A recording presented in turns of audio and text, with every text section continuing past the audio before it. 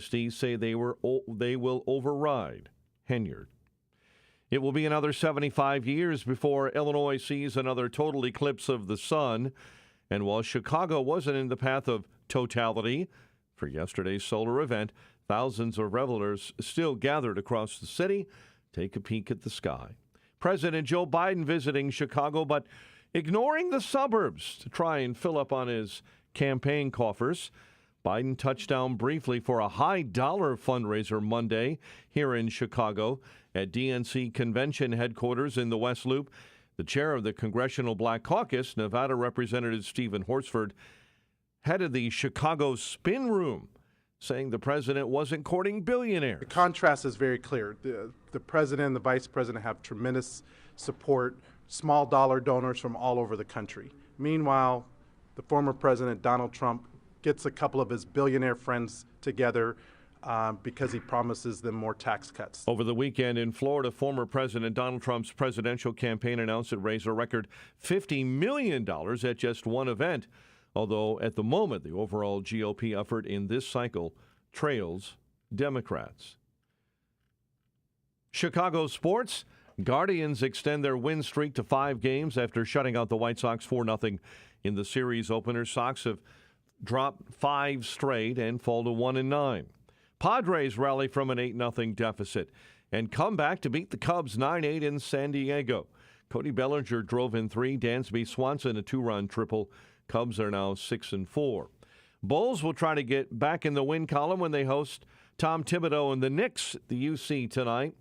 And UConn celebrating a second straight men's basketball national title after blowing out Purdue.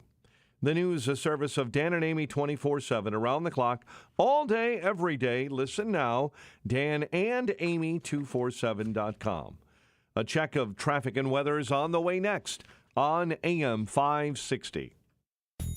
Make sure that you never miss a day of Dan Proft and Amy Jacobson when you subscribe to the Chicago's Morning Answer podcast, presented by Signature Bank. Listen to the entire show each day on demand with limited commercial breaks. You can subscribe today for free at 560theanswer.com and click on podcasts or search for Chicago's Morning Answer on Apple Podcasts, Spotify, Google Podcasts, or wherever you listen to podcasts.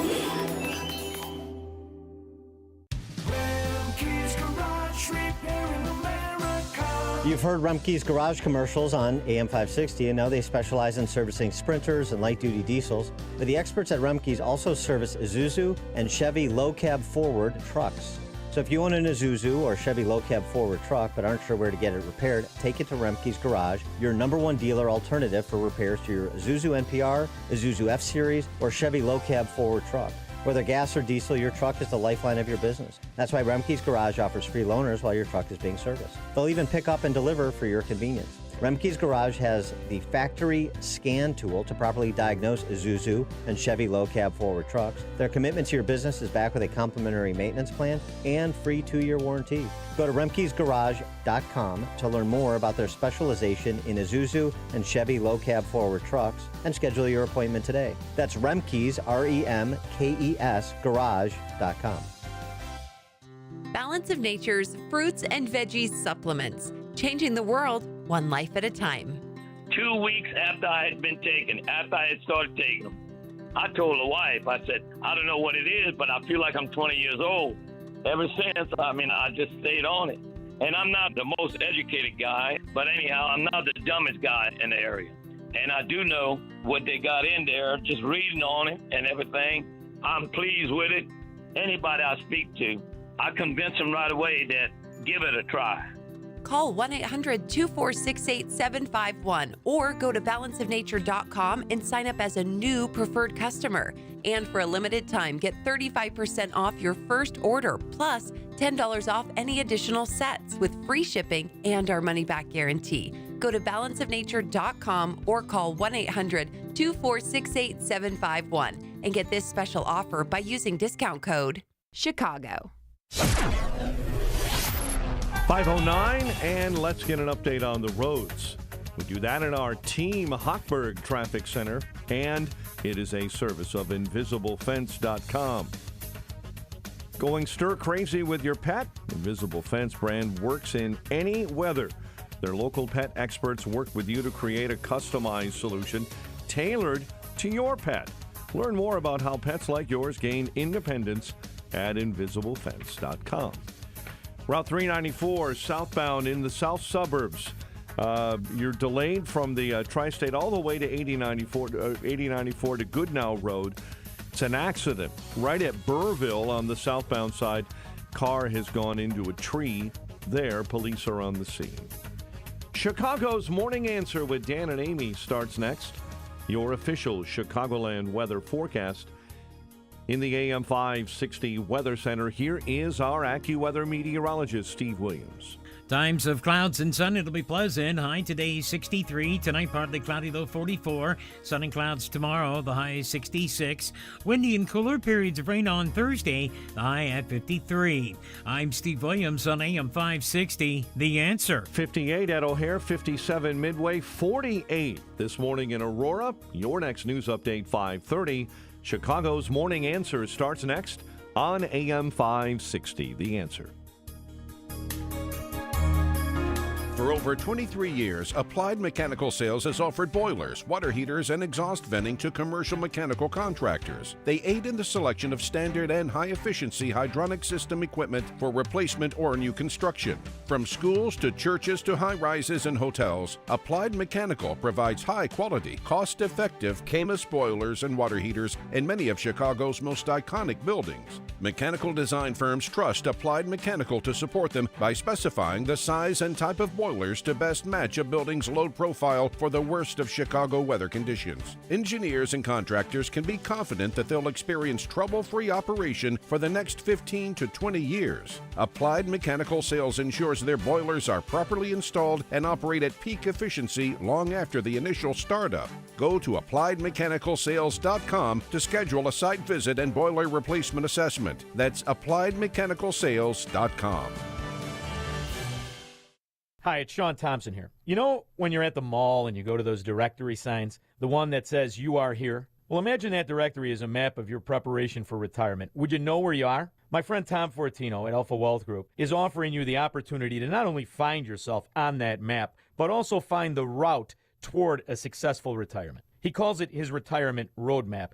You'll get an analysis of where you are right now, whether you're at risk if the market drops again, whether you're taking advantage of the latest tax changes, and much, much more. To get an idea where you stand on the road to retirement, call my friend Tom Fortino at the Alpha Wealth Group today at 630-934-1855. That's 630-934-1855. And ask for the retirement roadmap or visit alphawealthgroup.com. And don't forget to listen to the Alpha Wealth Hour Saturday mornings right here on AM 560, The Answer at 9 a.m. Advisory services through Retirement Wealth Advisors, LLC, and SEC Registered Investment Advisor. Insurance and annuities offered through Alpha Wealth Group, licensed in Illinois. Freedom begins with you. Learn how to spot and call out corruption like the Edgar County Watchdogs do. On Saturday, April 13th, Breakthrough Ideas invites you to a training and panel discussion at the Abington Distinctive Banquets in Glen Ellen. Spend the morning interacting with Kirk Allen and John Kraft of the Edgar County Watchdogs. They'll discuss strategies and basics for keeping watch on your tax dollars in your community. You'll hear from Diane Benjamin, blogger for BLN News, Amanda Piker, a No Goshen activist, and Brittany Norwood, a Dalton whistleblower. Session is from 9 a.m. to 12 noon and includes training, discussion, and breakfast. Tickets are only $15 and are on sale now at breakthrough-ideas.com. You'll be immersed in the experience with like-minded people and learn some skills from other watchdogs. Freedom begins with you. Saturday, April 13th at the Abington, presented by Breakthrough Ideas. Go to breakthrough-ideas.com to buy tickets now. It's Dr. David Kolbaba. Hey guys, it's not enough to manipulate your testosterone by getting those shots. Did you ever stop to ask, why is my testosterone level so low anyway? Well, if you're a Y guy like me, I've got something for you to think about. Hormone levels get skewed not with age. Hormones get skewed by poor lifestyle habits. Our male hormone test can help us find the why behind your male hormone challenges.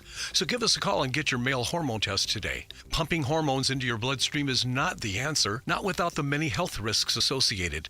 Stop tampering with your hormones, because if you don't, you'll probably live long enough to regret it. So from one Y guy to another Y guy, let's get her done the right way, the only way, taking more natural steps towards healthy hormone balance and performance today. It's our male hormone test. No blood, just spit. Call 800-794-1855. That's 800-794-1855. It's Health Quest Radio with me, Dr. David Kolbaba, this Saturday morning at 11. From breaking news and weather across the country to insight from the brightest minds in conservative opinion, it's Salem News Channel, home to the biggest shows on TV, like Brandon Tatum weekdays at 6 p.m. Eastern, followed by Charlie Kirk at 7. Join SNC, where facts are sacred, critical thinking is celebrated, and the pursuit of truth is unwavering. Watch Salem News Channel free, now on Zumo Play. Learn more at snc.tv/Zumo. When you're serious about your concealed carry training and education and are ready to learn from an active police officer with a teaching degree, check out Illinois Concealed Carry Training in Midlothian. You'll learn safe, responsible firearm use, home defense planning, conflict avoidance, situational awareness, and how to remain physically, morally, and financially safe in the event you must use your firearm in self-defense or the defense of another. Weekday and weekend classes available. I'm Sergeant Gary Carr, police firearms trainer and the owner of Illinois Concealed Carry Training. We'll arm you with what really counts: knowledge and training. All concealed carry curriculums are not created equal. This may be the single most important decision you'll ever make for yourself and your loved ones. Choose between 3 and 16-hour classes that are available both weekdays and weekends. We are your one-stop for concealed carry classes, fingerprints, and legal defense plans. Register for a class today and get 10% off class fees with promo code AM560. Visit IllinoisConcealedCarry.com. That's IllinoisConcealedCarry.com. Protecting and growing your retirement assets can be complicated. From asset and legacy protection to retirement income and extended care, you need a plan. Mark Kohler, host of Retirement and Income Radio, heard Sundays at 11 a.m., helps retirees in or near retirement protect their accounts from market volatility. Mark can help you create lifetime guaranteed, inflation-hedged income. Call Mark today at 844-619-SAFE. That's 844-619-7233. And listen this Sunday at 11 a.m. to Retirement and Income Radio. This is Seth Liebson for townhall.com. The accidental killing of aid workers by Israel, aside from its obvious sad tragedy for the families and friends of those 7, was unfortunately instructive, a teachable moment against and about Israel and how she is viewed. The difference between the accidental bombing by Israel and the deliberate atrocities of Hamas's ongoing war against Israel, where civilians are deliberately used as weapons and victims of war, collapsed. It shouldn't have. War is hell, and in hell, as almost everywhere, accidents happen. The Israeli accident will be remembered and exploited far more than when, under Barack Obama, the U.S. struck a Doctors Without Borders facility in Afghanistan, killing at least 40 civilians, and Joe Biden's bombing in Afghanistan that killed 10 civilians, or any other number of wartime accidents.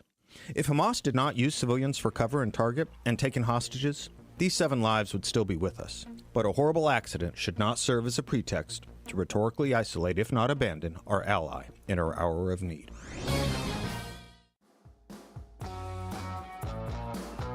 Balance of Nature's fruits and veggies supplements, changing the world one life at a time. I'm Dr. Michael Strasberg. I'm a dentist, and I've been taking Balance of Nature now for several years. In my practice, we talk to patients about their health, their nutrition, because the healthier you are, the healthier your mouth is. With Balance of Nature, I felt a noticeable difference. I felt better. Anytime you can feel better, I don't care what age you're at, that's a big plus, big plus. Call 1-800-246-8751 or go to balanceofnature.com and sign up as a new preferred customer. And for a limited time, get 35% off your first order, plus $10 off any additional sets with free shipping and our money-back guarantee. Go to balanceofnature.com or call 1-800-246-8751 and get this special offer by using discount code Chicago. Quick delivery service. What do you need delivered today? Hi, I'm trying to work through a last-minute to-do list for my boss. Can you deliver a hard drive to the Loop in Chicago? We can deliver that today. Okay, can you deliver 20 boxes to a client in Rockford? We can deliver that today. Can you deliver 12 pallets of tile to our customer in Naperville? We can deliver that today. Can you deliver a large envelope to Northbrook? We can deliver that today. Oh my gosh, I think my water just broke. Can you... We cannot deliver that. Quick Delivery Service delivers your package no matter the size. More than just a messenger service, Quick Delivery Service is a messenger and trucking service that can also provide scheduled routes for your daily delivery or your air shipment. Trucks are equipped to handle the load and provide ground-level service for same-day delivery. The Quick Delivery Service team of safe, licensed professionals can provide quick door-to-door service for your special delivery. QuickDelivery.com. That's QuickDelivery.com. We deliver that today. But we don't deliver this. You cannot live forever, but your legacy can. For over 185 years, families have trusted Catholic Cemeteries of Chicago to set their legacies in stone. With 47 locations throughout Cook and Lake counties, a prepaid cemetery plan locks in today's prices and safeguards against rising inflation. Visit CatholicCemeteriesChicago.org or call 708-236-5490 to schedule a free consultation today. Now, from the Signature Bank Studios. Portions of the following show may be pre-recorded. This is Chicago's Morning Answer with Dan Proft and Amy Jacobson on AM 560. The Answer.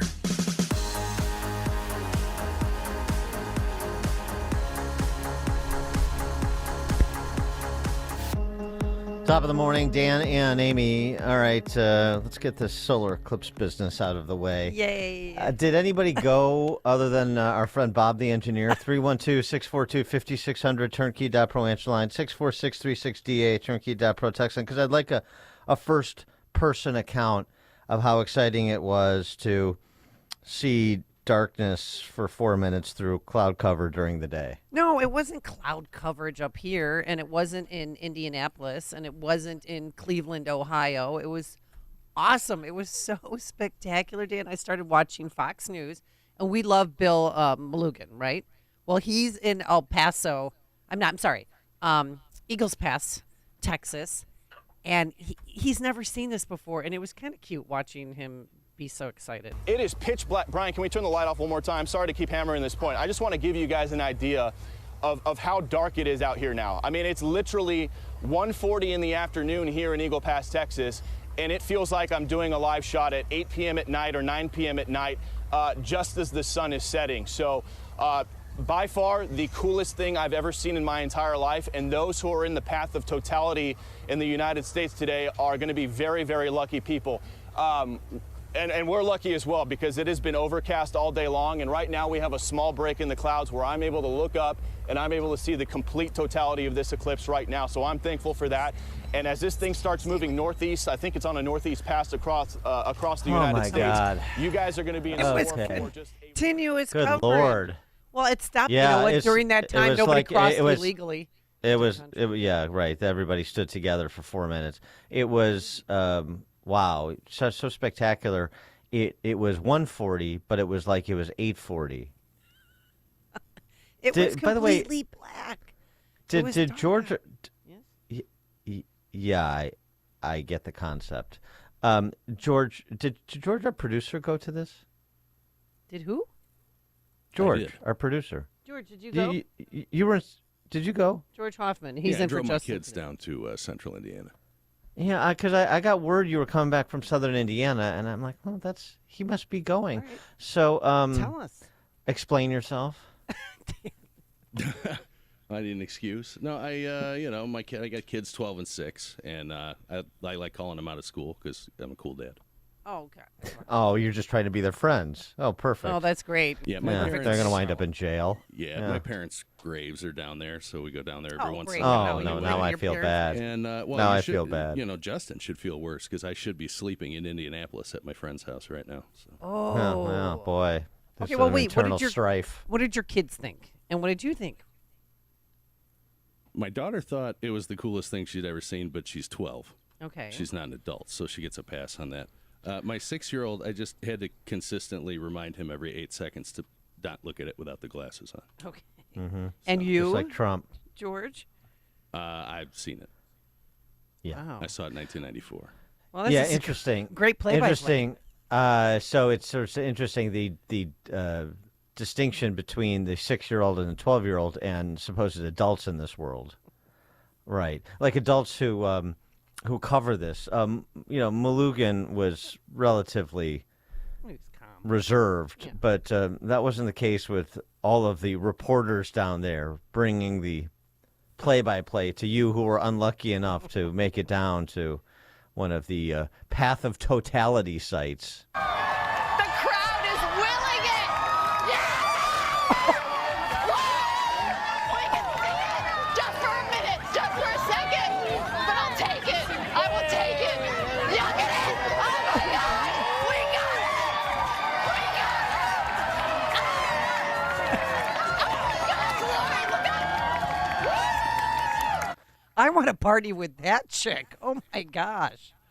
As the saying goes, I hope in this life that you listening find something you love as much as that reporter loved those 4 minutes. Best 4 minutes of her life. The people are willing it.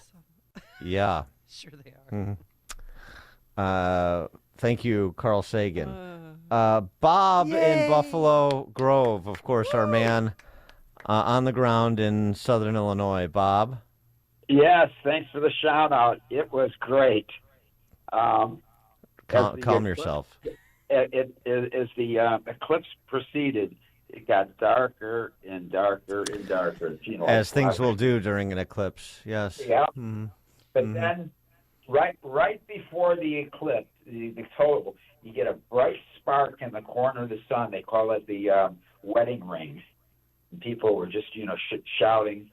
And then it went into What were they shouting exactly? Go wedding ring. Yeah. And I had issues with my fancy digital camera trying to use it on a tripod, so I had to use just handheld it. A lot of other people had issues trying to find the sun in the sky because you had your filters on. What town were you in, Bob? What town? Whittington, which is just north of Benton, off the end of Rend Lake. And Dan would have loved it here because we were on a golf course. Yeah, Rend Lake is a nice area. Mm-hmm. I don't know if I drive 6 hours for 4 minutes of darkness, but it's a nice area. Yeah. And then I took a look at all my better pictures. Hopefully, came out on the digital camera. But I took a close look at one of them, and it appears I may have even gotten a solar flare. See? Because there's this bright red. Wow. Yeah. I'm crossing my fingers to see that. And and then the other issue there's more. Was interesting. People say it got dark. Yes, it got dark. I saw stars. Was there any looting at Rend Lake when it went dark? No. Oh, good. But the interesting thing is around the horizon, it was still sunny. You could still see like an orange rim around your horizon because out of totality, you're in the partial eclipse area, and the sun is still there. But for that 4 minutes, seeing the corona and being dark. It also got cool. Because once you lost the sun. Also, once you lost the sun, sure, because the sun's hot. Heat on your body. Yep, exactly. When there's no sun, it gets colder. Right. Yep. Yeah. Mm-hmm. Without the sun, we'd be icicles. Yeah. Right. There's more. Oh, good. Well, it got dark here too, and the animals, all these dogs are in our neighborhood started barking, and then Bubba thought it was dark. Thought it was night, so he was at his food bowl, hitting his food bowl because he thought it was time to eat. Oh my gosh, that was pretty cool. It was chaos. Thanks for the call, Bob. But all the neighbors were together, and it was just a good community. We haven't had something fun like this in years. It's right. The country's united. We're planning. I'm planning. Personally, I'm taking it upon myself to do a special event in between our golf outing and the cigar night this spring into summer. We're going to do Bob the Engineer's slideshow from Rend Lake of the solar eclipse with Amy Jacobson's commentary. It'll be about a 3-hour program. It'll be tickets riveting. will be reasonable. And we're going to hire that reporter who absolutely lost her mind to take questions from the audience. See, I was kind of hoping that some of the conspiracy theories about yesterday being rapture the apocalypse being upon us, I was sort of rooting for that. Zombie cicadas eating my corpse and just being done with all of this. And these stories are a good reason why I was rooting for. Carl in Northlake here on Chicago's Morning Answer. Yeah, I love your subtle sarcasm with your excitement. And Red Lake, I'll go to that for the 3 hours, but there's got to be open bar. Now, not Bring your own excited about this blackout thing for 4 minutes. I mean, I got divorced and I went 4 years of blacking out. It was awesome. Best 4 years of your life. Thanks for the call, Carl. Len in Highland Park. Yeah, Dan, here's what my excitement would be for the Eclipse. I'll be right back. It would be caddying for you. The sun disappears, and you're 170 out. And I go, Dan, I think you got to hit a 190 club because, it just dropped 20 degrees. And then you'd be about 2 feet caddy. Boy, you'd go, Len, you really know your stuff. That would be my excitement. The only thing that happened yesterday is at the OTB, a few guys went out and put their glasses on. We all shared, and the camaraderie was good, but it wasn't that exciting. I don't know what the big deal is. Yeah. Well, I mean, thanks for the call. It's a little bit tough because the camaraderie at the OTB is at such a high level to begin with. It's tough to get that last little increment that the Eclipse is supposed to provide. Okay. All right. Well, that's it for when's the next one coming? 60 years or something? 2044. Oh, we only have to wait 20 years. And then, all right. Next time it comes to Chicago is 2099. All right. Well, then we have to wait 75 years for Chicago. I will not be with us, but Amy will be here. No, I won't. To provide the details on that. All right, coming up at 5:38, we update the story that we brought you exclusively yesterday. The good Congressman Jonathan Jackson explaining how Chicago honky firefighters are racist. They let homes and buildings burn in black neighborhoods while saving homes and lives in white neighborhoods. The Firefighters Union has responded. We'll have that at 5:38. And later, Lori Lightfoot to the rescue. We'll explain. But now let's head into the newsroom. Here's Mike Scott. 5:32 on AM 560. The Answer. UConn's Huskies are back-to-back NCAA men's basketball champions, beating Purdue last night 75-60. Boilermaker head coach Matt Painter on what went wrong. But we had a couple plays where they made some tough shots. We had some shots at the rim, and it just kind of pushed that lead to 6 right there. And we needed kind of a break to keep that even. It is the 6th championship banner in UConn history. Former President Trump will not get a change of venue for his upcoming hush money trial. An appeals court did not agree with his lawyer's arguments that he cannot get a fair jury in New York in a Monday ruling. The trial is currently set for April 15. The Biden administration proposing a new plan to slash student loan debt for more than 30 million borrowers. But Republicans say taxpayers who did not go to college or already paid back their loans should not have to bail out the 13% of Americans with federal student debt. The plan announced Monday would impact those with runaway interest and borrowers who've been paying on loans for about 20 years.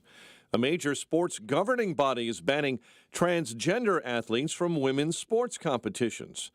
The National Association of Intercollegiate Athletics, NAIA, Council of Presidents approved the policy in a unanimous vote Monday.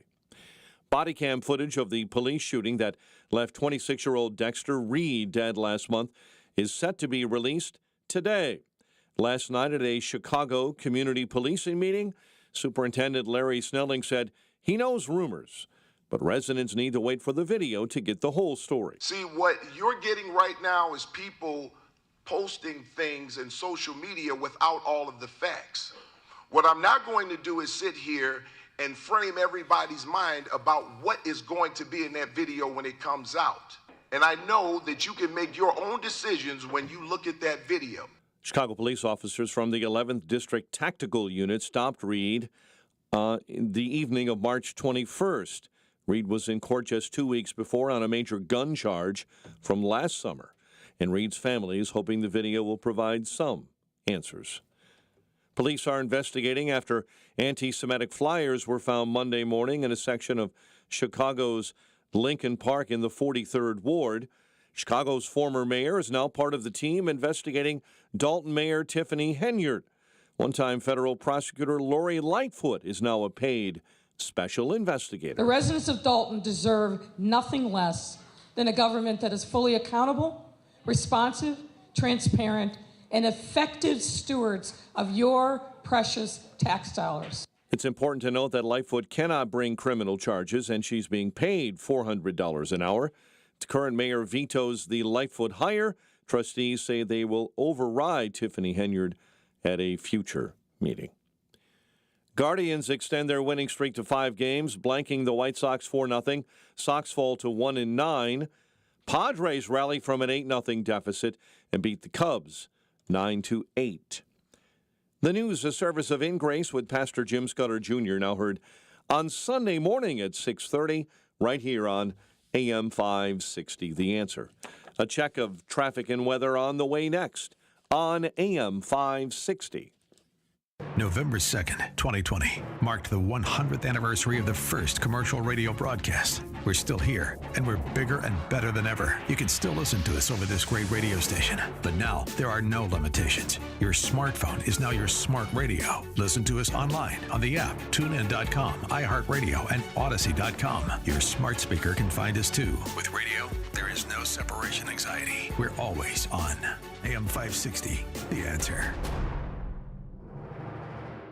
In a big city like Chicago, we all know that there are challenges, especially for children. But behind the staggering statistics we often hear about, there are real kids who need support to overcome these barriers. That's what By the Hand Club for Kids is all about. By the Hand Club for Kids is a faith-based, nonprofit organization serving children in some of Chicago's most under-resourced neighborhoods, places like Austin, Englewood, Cabrini Green, and Alkell Gardens. By the Hand Club for Kids runs after-school programs for children that nurture their minds, their bodies, and their souls. Right now, By the Hand Club for Kids is serving nearly 1,800 children, and we need your help. Your one-time gift of just $120 will provide a day of after-school programming for 2 children. Or you can become a club champion and give a monthly gift of just $40, which will provide for 8 children in the next year. Give that gift today by going to bythehand.org/radio. That's bythehand.org/radio. Now there's a simple, easy, and effective way to clean your nose and protect your health. It's called Navage. Navage, available at Navage.com. 5:37. Let's get an update on the roads in our Team Hochberg Traffic Center, and this update is delivered by Quick Delivery Service. Ground delivery when you need it from safe, licensed professionals. Go to quickdelivery.com now to schedule your delivery.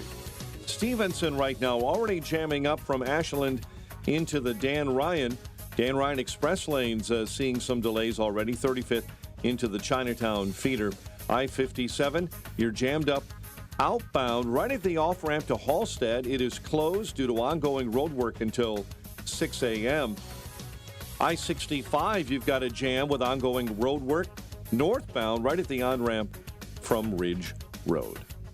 Chicago's Morning Answer with Dan and Amy continues next. AM 560 Weather Center forecast.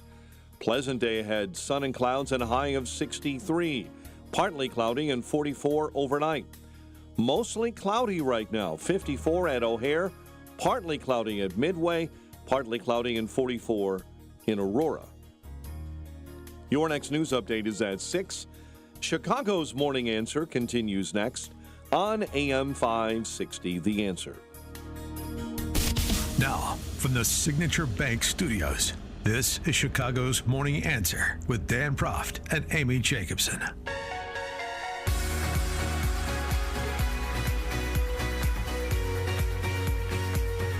Top of the morning, Dan and Amy. You had a text you wanted to read? Yeah, Dan and Amy, thanks for waking me up with laughter on your Eclipse coverage. I was driving during it and saw people looking so stupid with their glasses on and looking up at the sun. I never want to hear the phrase path of totality ever again. Yeah. Ever. Yeah, path of totality.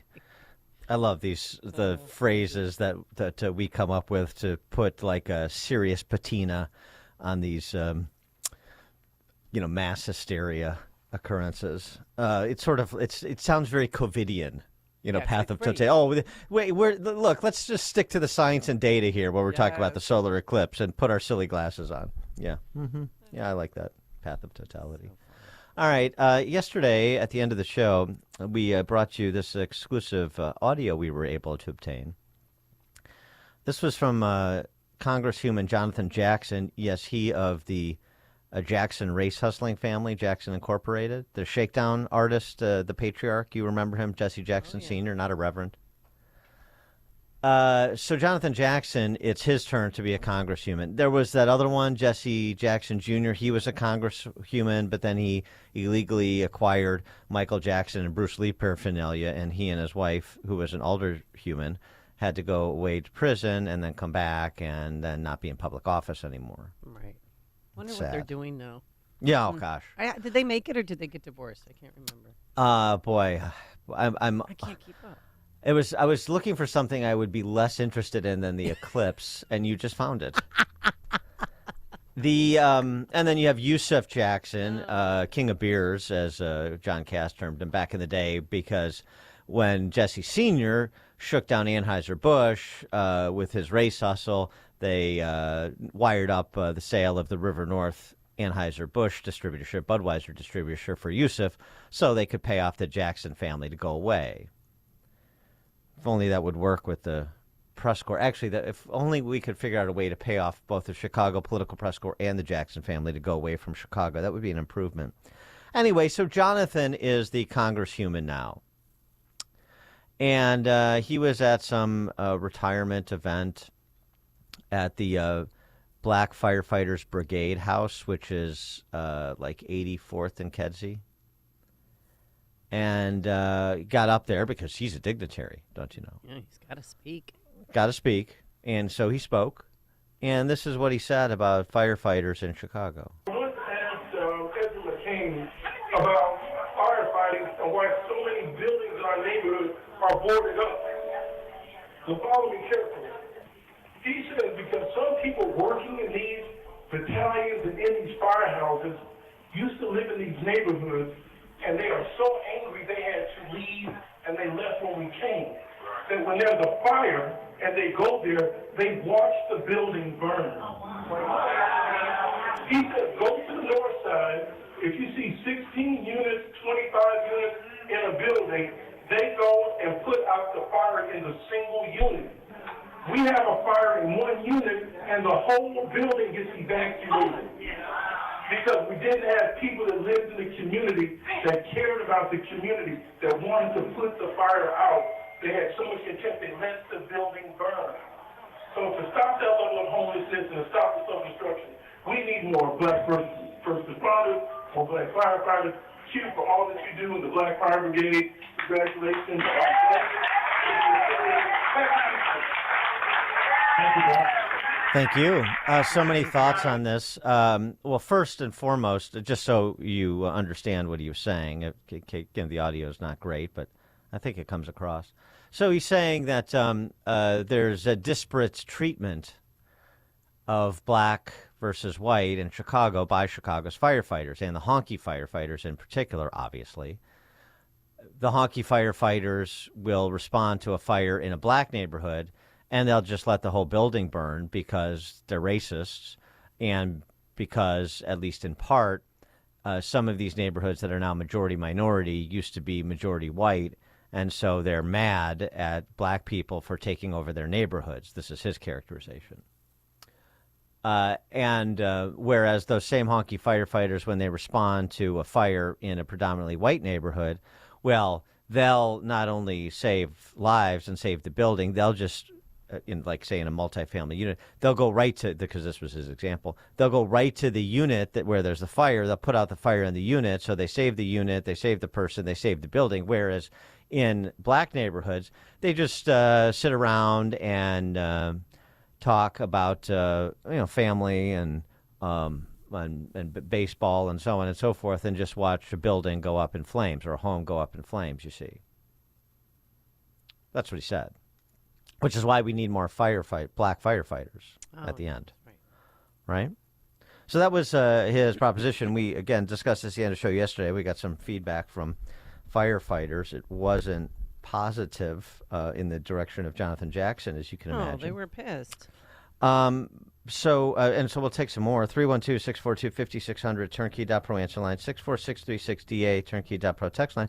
And just to further confirm the authenticity of this, Local 2 and the AFFI, the Firefighters Union, have released a statement yesterday after this was posted.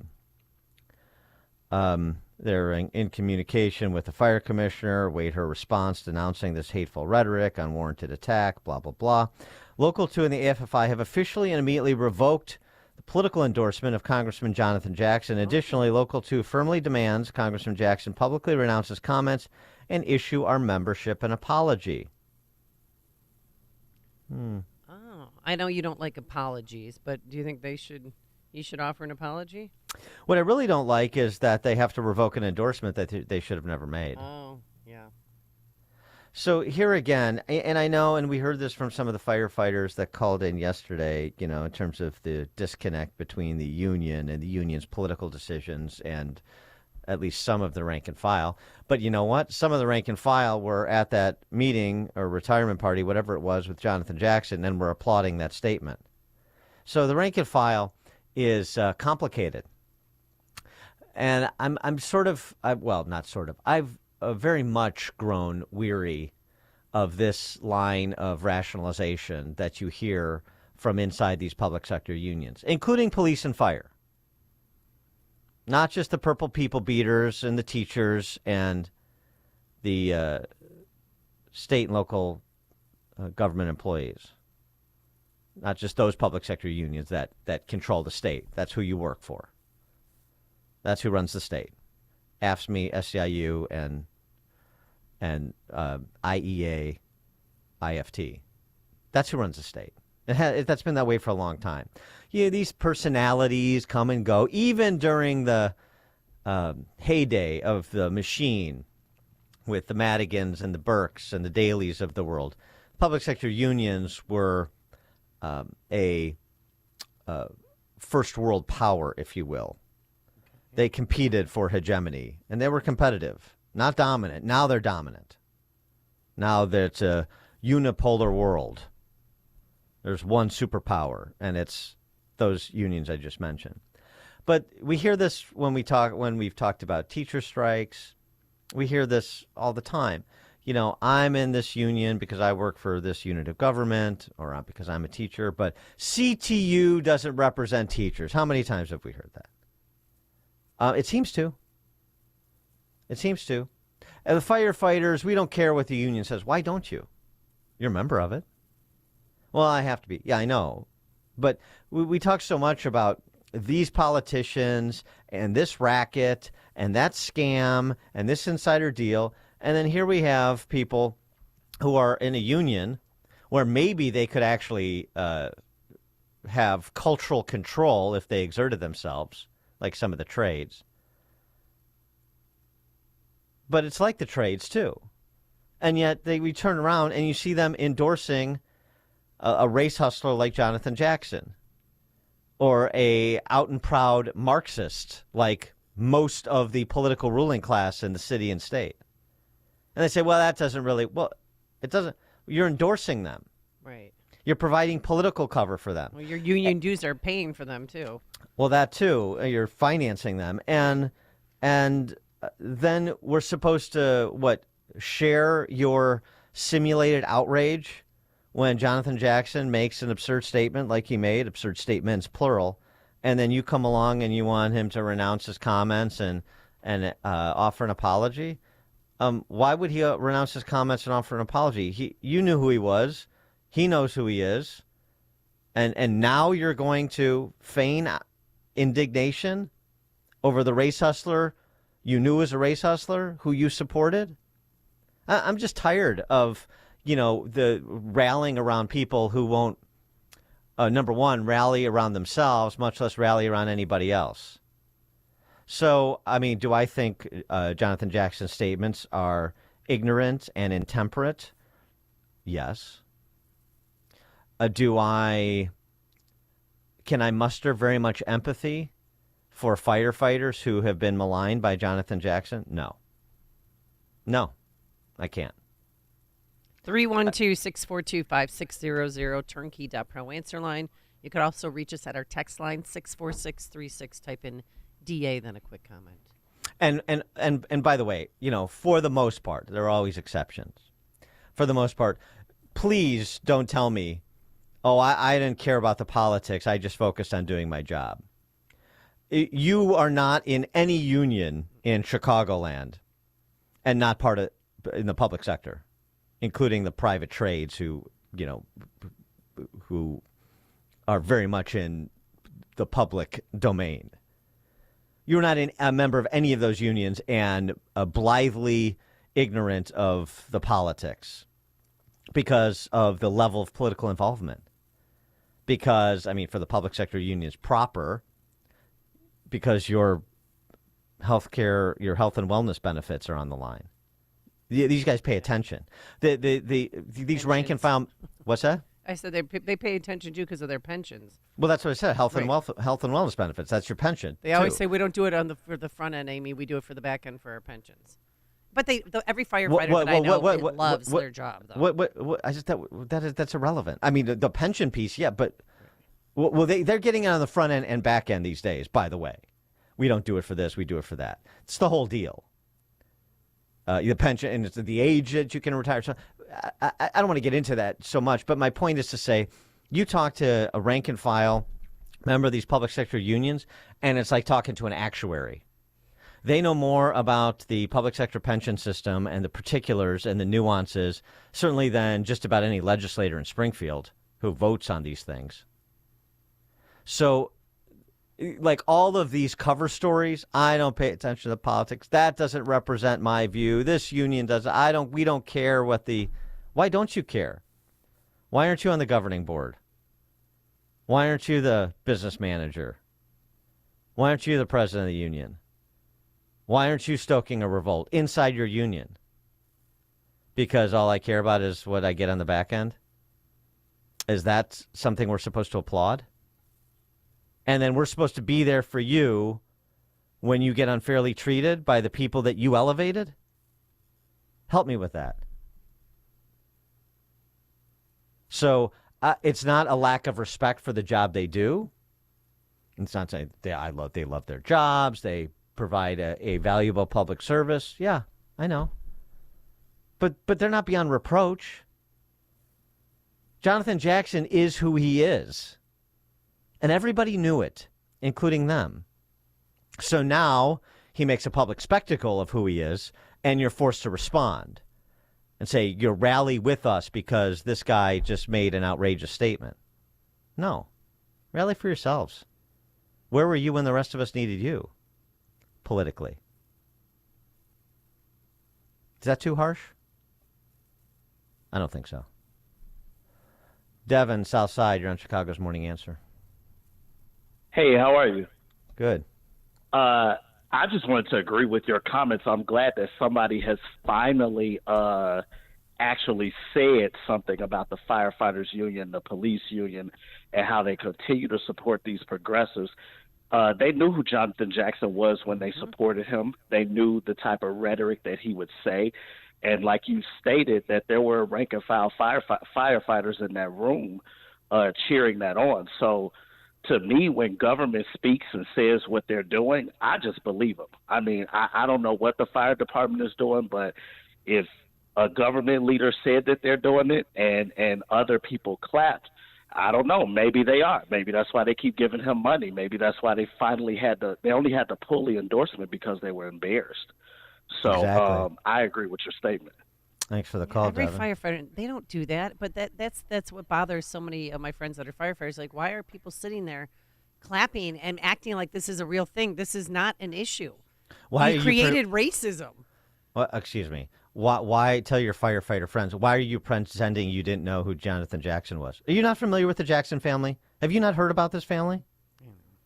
And why are you pretending you don't know why are you pretending to be surprised that black firefighters at that meeting given over to identity politics, just by the way, just as well as the Irish did too. They gave over to identity politics in a different way, but not that different. So this is where, like, now I go from empathy to antagonism. Don't tell me you're a victim of the identitarian politics that you play, because now you're being slimed by Jonathan Jackson. Boo frackin' who? You're part of it. What did you do to stop it? What the dye business? You haven't been made familiar with the race hustle that goes on at the upper reaches of government and filters down into the leadership of your union, of the fire department. You're not subjected to dye nonsense on the job, and you say what? Nothing. Oh, I got to protect the back end. An apology. I want an apology. We rescind your endorsement. How about you make a statement saying we're never going to endorse another Democrat again? Well, we can't do that, Dan, because here's the other rationalization that I didn't get to. Jonathan Jackson doesn't have a competitive race. We endorse him as a pro forma exercise just so we have access to him. You know, we need to appear to be bipartisan and so on and so forth. Really? And the payoff from Jonathan Jackson is what? We need to endorse Marxists. We need to endorse race hustlers. We need to endorse all of these ne'er-do-wells because we have to protect our interests. Is doing the right thing, is standing on the principles you say inform who you are as a human being, who you are as a collective group, is thinking about the interests of the city and someone other than yourself? Is that ever part of advancing your interests? Matt and Alsip. Hey, good morning, guys. Thanks for taking my call. Dan, you're really touching on a hot button issue with me personally. I can't speak for every blue collar worker, but listen, I'm the one who has 7 kids. I live in Alsip. I'm raising my kids differently than a lot of people around me, but it's really hard. You know, the unions negotiate a better wage, and you know, well, what can you do? I will say this though, Dan. You know, you're saying things like, you know, well, why do you go along or agree with it? Not everybody really does. If like, it's almost like sometimes there is a resistance within, but most guys, including myself, are not going to upset the apple cart of the union culture. You know why? Because we're just going to go to work, we're going to do our job, we're going to go home and take care of our families. I know it may not be the most, you know, the best thing you can do to stop some of these things, but it's what most men will do, and I think it's all that some men can do. That's my call. Thank you. Thanks for the call, Matt. I respect that, and I appreciate it. And this is not antagonism for the unions or union collective bargaining. You know, I was a city manager. I've negotiated union contracts with public sector union bargaining units at the municipal level. That doesn't bother me. That's not what bothers me. I do this for the bargaining power, and they negotiate a better wage and better terms of employment. Fine. What bothers me is to say that I do my job. I have union protections. You know, I have union protections against my employer. Certainly, I have union protections internally to the union. Why do you allow people to lead the union who behave in a way that you find objectionable? That's all. Why? You want better leadership for the city and the state, but you don't demand better leadership within your own collective bargaining unit. Doesn't that strike you as a disconnect? That's all I'm asking for. Just what we say all the time: be your own ward healer. Don't try to save the world. Beware of people who are going to save the world. In fact, just try to have influence to advance what you know to be true within your circles of influence, and that certainly includes your union, doesn't it? Is that too much to ask? I'm not saying rock the boat, go out there and be a one-man gang and turn over all the tables and so on and so forth and make yourself a pariah. I'm saying organize within your organization. Isn't that what you guys do, organize? Can't you organize internally to say we want leadership that represents these values and is going to chart this path? Conservatives can negotiate good contracts too. All right, coming up at 6:06, very interesting investigative report by our friend Cheryl Atkinson over at Full Measure about blood clots post-COVID. 6:06. But now let's head into the newsroom. Here's Mike Scott. Mike, where were you for the solar eclipse? In bed, taking a nap. Oh, well, at least it was dark out. Or darker. Help me stay asleep. Former Mayor Lori Lightfoot hired to investigate in Dalton and anti-Semitic flyers found. WIND Chicago News Time 6. Interference. I'm Dave Anthony, Fox News. 2 words former President Trump has said often about his legal issues, and he posted them again late last night on Truth Social. After losing a round in court in New York, an appeals judge rejected a Trump attempt to postpone his first criminal trial set to start next Monday and move it out of New York. The defense arguing the former president faces real potential prejudice as a defendant in Democratic-leaning Manhattan. The former president has pleaded not guilty to 34 felony counts, charged with falsifying business records to cover up payments to adult film star Stormy Daniels before the 2016 election. Fox's Kristen Goodwin. Now, the former president has 3 other looming criminal trials. Last night, in the federal case over Trump attempts to overturn the 2020 election, special counsel Jack Smith urged the Supreme Court in a filing to reject a Trump claim that he's immune from prosecution for acts taken while president. There's a hearing on that April 25th. In 2 hours, 2 parents will return to court in Michigan. James and Jennifer Crumley face up to 15 years at sentencing. The first time American parents will be held criminally responsible for a shooting carried out by their child. Both were found guilty earlier this year on 4 counts of involuntary manslaughter. Prosecutors say the parents gave their then 15-year-old son access to a gun and ignored warnings about his mental health. Fox's Brooks Singman. Ethan Crumbley's in prison for life for murdering 4 classmates at Oxford High in 2021. President Biden's wiping out more student loan debt for more Americans after his bigger plan was blocked in court. Announcing in Wisconsin this new plan includes canceling up to $20,000 in runaway interest for any borrower that owes more now than when they started paying the loan. Same old in college basketball. They've done it again. Connecticut repeats as national champions. Utter domination for 2 years. UConn beat Purdue 75-60 on TBS, the first team since Florida in 2006 and 07 to win back-to-back. America's listening.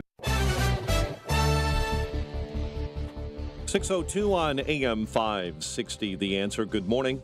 I'm Mike Scott. Body cam footage of the police shooting that left 26-year-old Dexter Reed dead last month is set to be released today. Last night at a community policing meeting, Superintendent Larry Snelling said he knows the rumors, but residents need to wait for the video to get the whole story. See, what you're getting right now is people posting things in social media without all of the facts. What I'm not going to do is sit here and frame everybody's mind about what is going to be in that video when it comes out. And I know that you can make your own decisions when you look at that video. Reed was stopped the evening of March 21st and was in court just 2 weeks before that on a major gun charge. Reed's family is hoping the video will provide some answers. Police are investigating after anti-Semitic flyers were found Monday morning in a section of Chicago's Lincoln Park. CPD saying preliminary information shows about 75 clear bags containing a flyer and an unknown substance were found on various vehicles, on doorways and vehicles in the 500 block of West Grant. Neighborhood resident and state rep Sarah Feigenhold says residents have seen this before. It's hard to when this starts to seep into our neighborhoods because of who we are and what we represent. According to 43rd Ward Alderman Timmy Knudsen, a resident notified his office of those flyers. Chicago's former mayor is now part of the team investigating Dalton Mayor Tiffany Henyard. The one-time federal prosecutor Lori Lightfoot is now a paid special investigator. The residents of Dalton deserve nothing less than a government that is fully accountable, responsive, transparent, and effective stewards of your precious tax dollars. It's important to note Lightfoot cannot bring criminal charges, and she's being paid $400 an hour. The current mayor vetoes the Lightfoot hire. Trustees say they will override Tiffany Henyard at a future meeting. CTA says they are going to add more rail service and updates throughout the spring and summer. In addition, new rail operators will be brought online. CTA claims that they hope to restore rail service to pre-pandemic levels. Guardians over the White Sox 4-0. Sox have dropped 5 straight. They fall to 1-9. Padres rally from an 8-0 deficit and beat the Cubs 9-8 in San Diego. The news is a service of Remke's Garage. The shop at Remke's Garage is equipped with state-of-the-art diagnostic equipment and highly trained technicians. Remke's Garage is your Sprinter, diesel, and Toyo tire headquarters. Visit remkesgarage.com, REMKES garage.com, and schedule your inspection today. A check of traffic and weather on the way next on AM 560. A storm is on the horizon, and you need to keep the lights on no matter what. Your business relies on the power being on 24/7. It's the lifeblood of your data and computer systems. Weather-related outages from the power company are not acceptable. Your need for a source of power that's reliable 24/7, along with round-the-clock service that can dispatch technicians to your site immediately, is mission critical. Your business needs Charles Equipment Energy Systems on speed dial. These are the big boys, not residential or solar, but reliable industrial generators for emergency backup or events. When you need more than a 100-foot extension cord plugged into a small engine generator, call Charles Equipment Energy Systems. They keep the lights on with rental generators for job sites or power outages. The storm season is here. Plan ahead. Call now to prepare generators for sudden damage and potential power outages. Call 630-834-6000. That's 630-834-6000 or charlesequipment.com. charlesequipment.com. Hi, I'm Martha Stewart. Every year, more than 4 million pets enter shelters here in the United States. My friends at American Humane have been helping animals since 1877. The goal is to ensure that pets have a safe shelter, especially during natural disasters. Adopting a shelter pet allows shelters to help more animals awaiting care. Please consider adopting today and take some time to learn more about American Humane's other work at americanhumane.org. Hey everyone, it's Ted from Consumer Cellular, the guy in the orange sweater, and this is your wake-up call. If you're paying too much for wireless service, you don't have to keep having that nightmare. Consumer Cellular has the same fast, reliable coverage as the leading carriers for less. And for a limited time, new customers receive their second month free when they sign up and use promo code MONTHFREE by May 31st. So why keep spending more than you have to? Seriously, wake up and call 1-888-FREEDOM or visit consumercellular.com. Taxes, fees, and other third-party charges will apply. See website for additional details. Fraudulent tax returns due to identity theft increased by 30% in 2023. If you're in a bind this tax season, LifeLock can help. Their U.S.-based restoration specialists are dedicated to helping solve identity theft issues, and all plans are backed by the $1 Million Protection Package, which means if you lose money because of identity theft, LifeLock will reimburse you up to the limits of your plan. Help protect your information with LifeLock. Go to LifeLock.com and save up to 25% your first year with my name, Clay, as your promo code. Hi, I'm Martha Stewart. Every year, more than 4 million pets enter shelters here in the United States. My friends at American Humane have been helping animals since 1877. The goal is to ensure that pets have a safe shelter, especially during natural disasters. Adopting a shelter pet allows shelters to help more animals awaiting care. Please consider adopting today and take some time to learn more about American Humane's other work at americanhumane.org. 6:08, let's get an update on the roads. Team Hochberg Traffic Center time. We'll start on the Kennedy. Stop-and-go traffic, Nagel to Montrose. It's 30 minutes already in from O'Hare into the Burns Circle interchange. Stop and go on the outbound Ike due to an accident. You're tied up between Austin and East Avenue.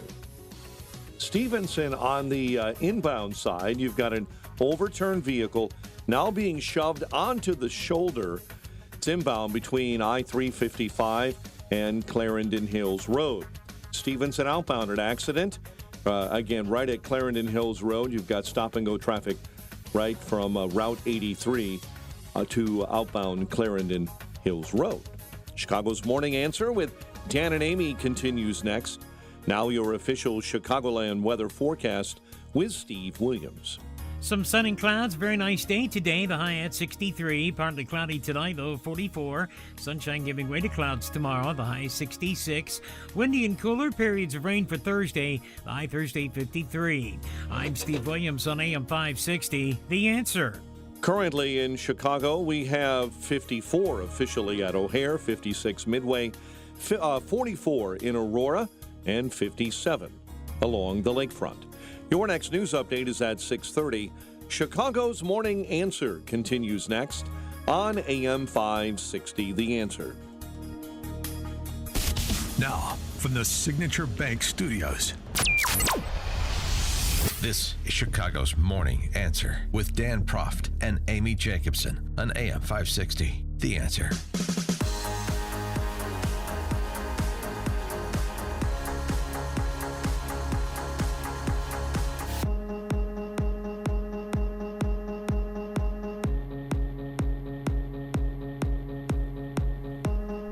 Top of the morning, Dan and Amy. Please don't tell longtime Tribune political reporter Ray Long about this next segment. Right. Ray Long. Yes. You want to understand, in part, if it's not already obvious, why the Chicago Political Press Corps served as nothing but cheerleaders for all of Jelly Belly and Triple Threat's lockdown policies during COVID, mandates, so forth. All of the destruction that was wrought by the political class in Illinois. And nary a crossword was uttered from the confines of the Chicago Political Press Corps. You want to understand it? Well, one, it's obvious, right? They serve as the comp shop for the government. They're state-run media. Right. That's what it is. Ray Long. He's the Tribune reporter. You've seen his byline. Complete toady for the political ruling class in the state. Like everybody else at the Tribune. Certainly on the quote-unquote news side, the propaganda side. Well, and they were too scared to go to the press conferences, so they would just watch it online. Yeah, well... During COVID, because I was there every day because I had nothing else to do. I'm like, I'm just going to go. Of course they were... Question authority, and they were such wimps that they never showed up.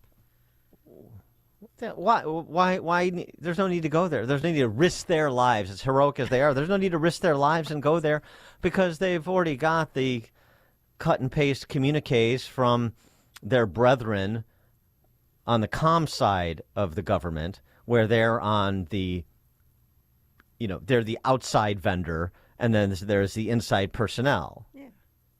Basically, the state government, state and local government is a client of the Chicago Tribune and the NPR Times, and all the network affiliates too. It's the same deal.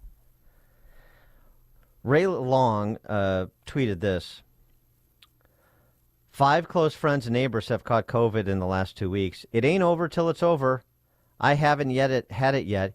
Here's today's shot, my 9th so far. He's getting close to double digits, Dan. He actually updated. He overcounted by 1. It's hard to keep track. Okay. It's 8. 3 in 2021, 2 in 2022, 2 in 2023, 1 in 2024. Yeah, that's okay. So he shows a picture of himself with his shirt off, and nobody should have to see that, even just the bare shoulder. Getting a shot with some sort of medical personnel wearing a surgical mask, which is pointless. So, I mean, the whole thing, that this is like a picture of pointlessness, but keeping up appearances. Well, please don't tell Tribune's Ray Long or anybody else in the Chicago Political Press Corps about this investigative report that Cheryl Atkinson did. So good. She's an actual investigative journalist. Used to be with the networks, but... she's better without the network, man. Just let her cook.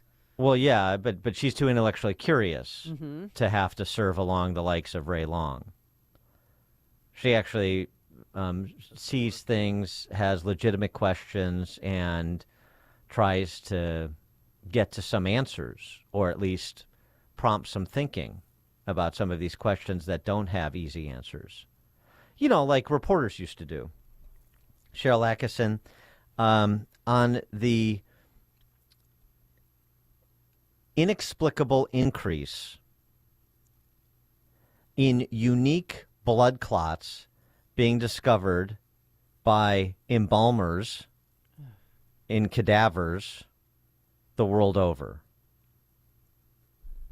Here's her part of her conversation with an embalmer named Richard Hirschman, who is one of the first embalmers, I gather from her piece, that noticed this and started talking to others in his profession and started asking questions and trying to raise issues that maybe one of these reputed public health agencies at the federal level would take up and investigate.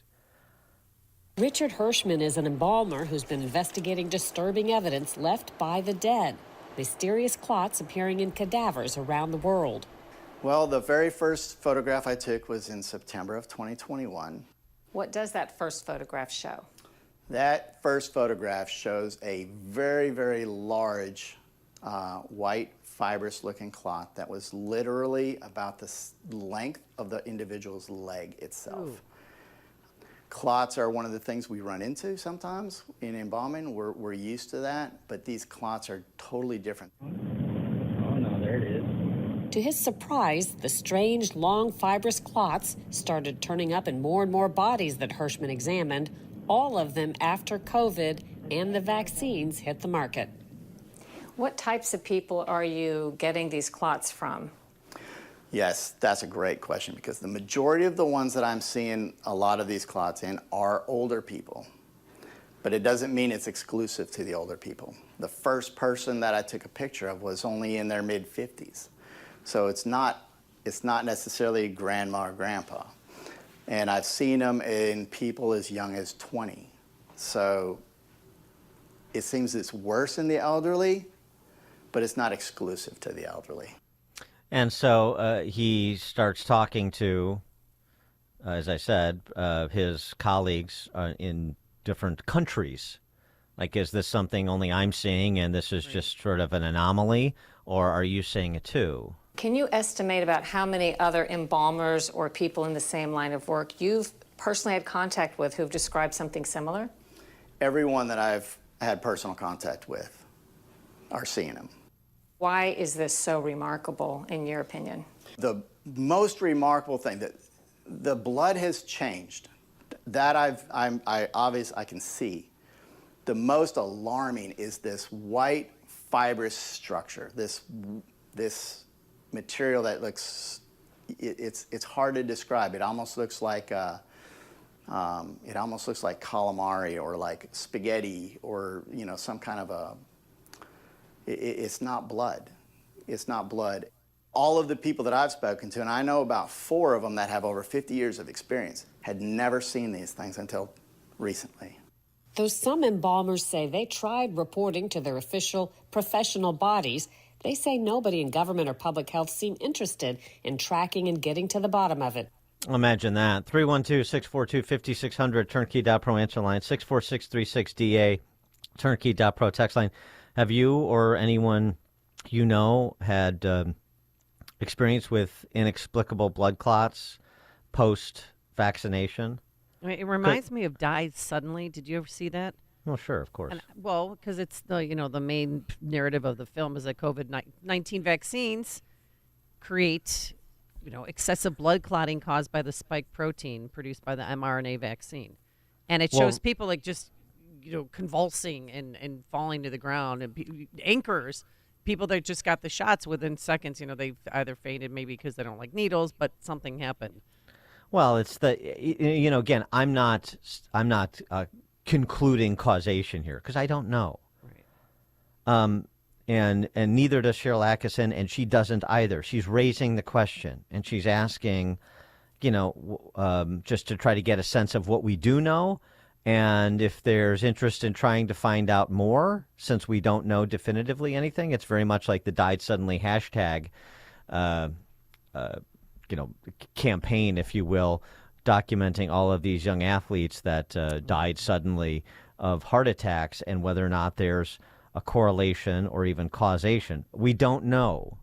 But it is interesting how uninterested people who should be interested are.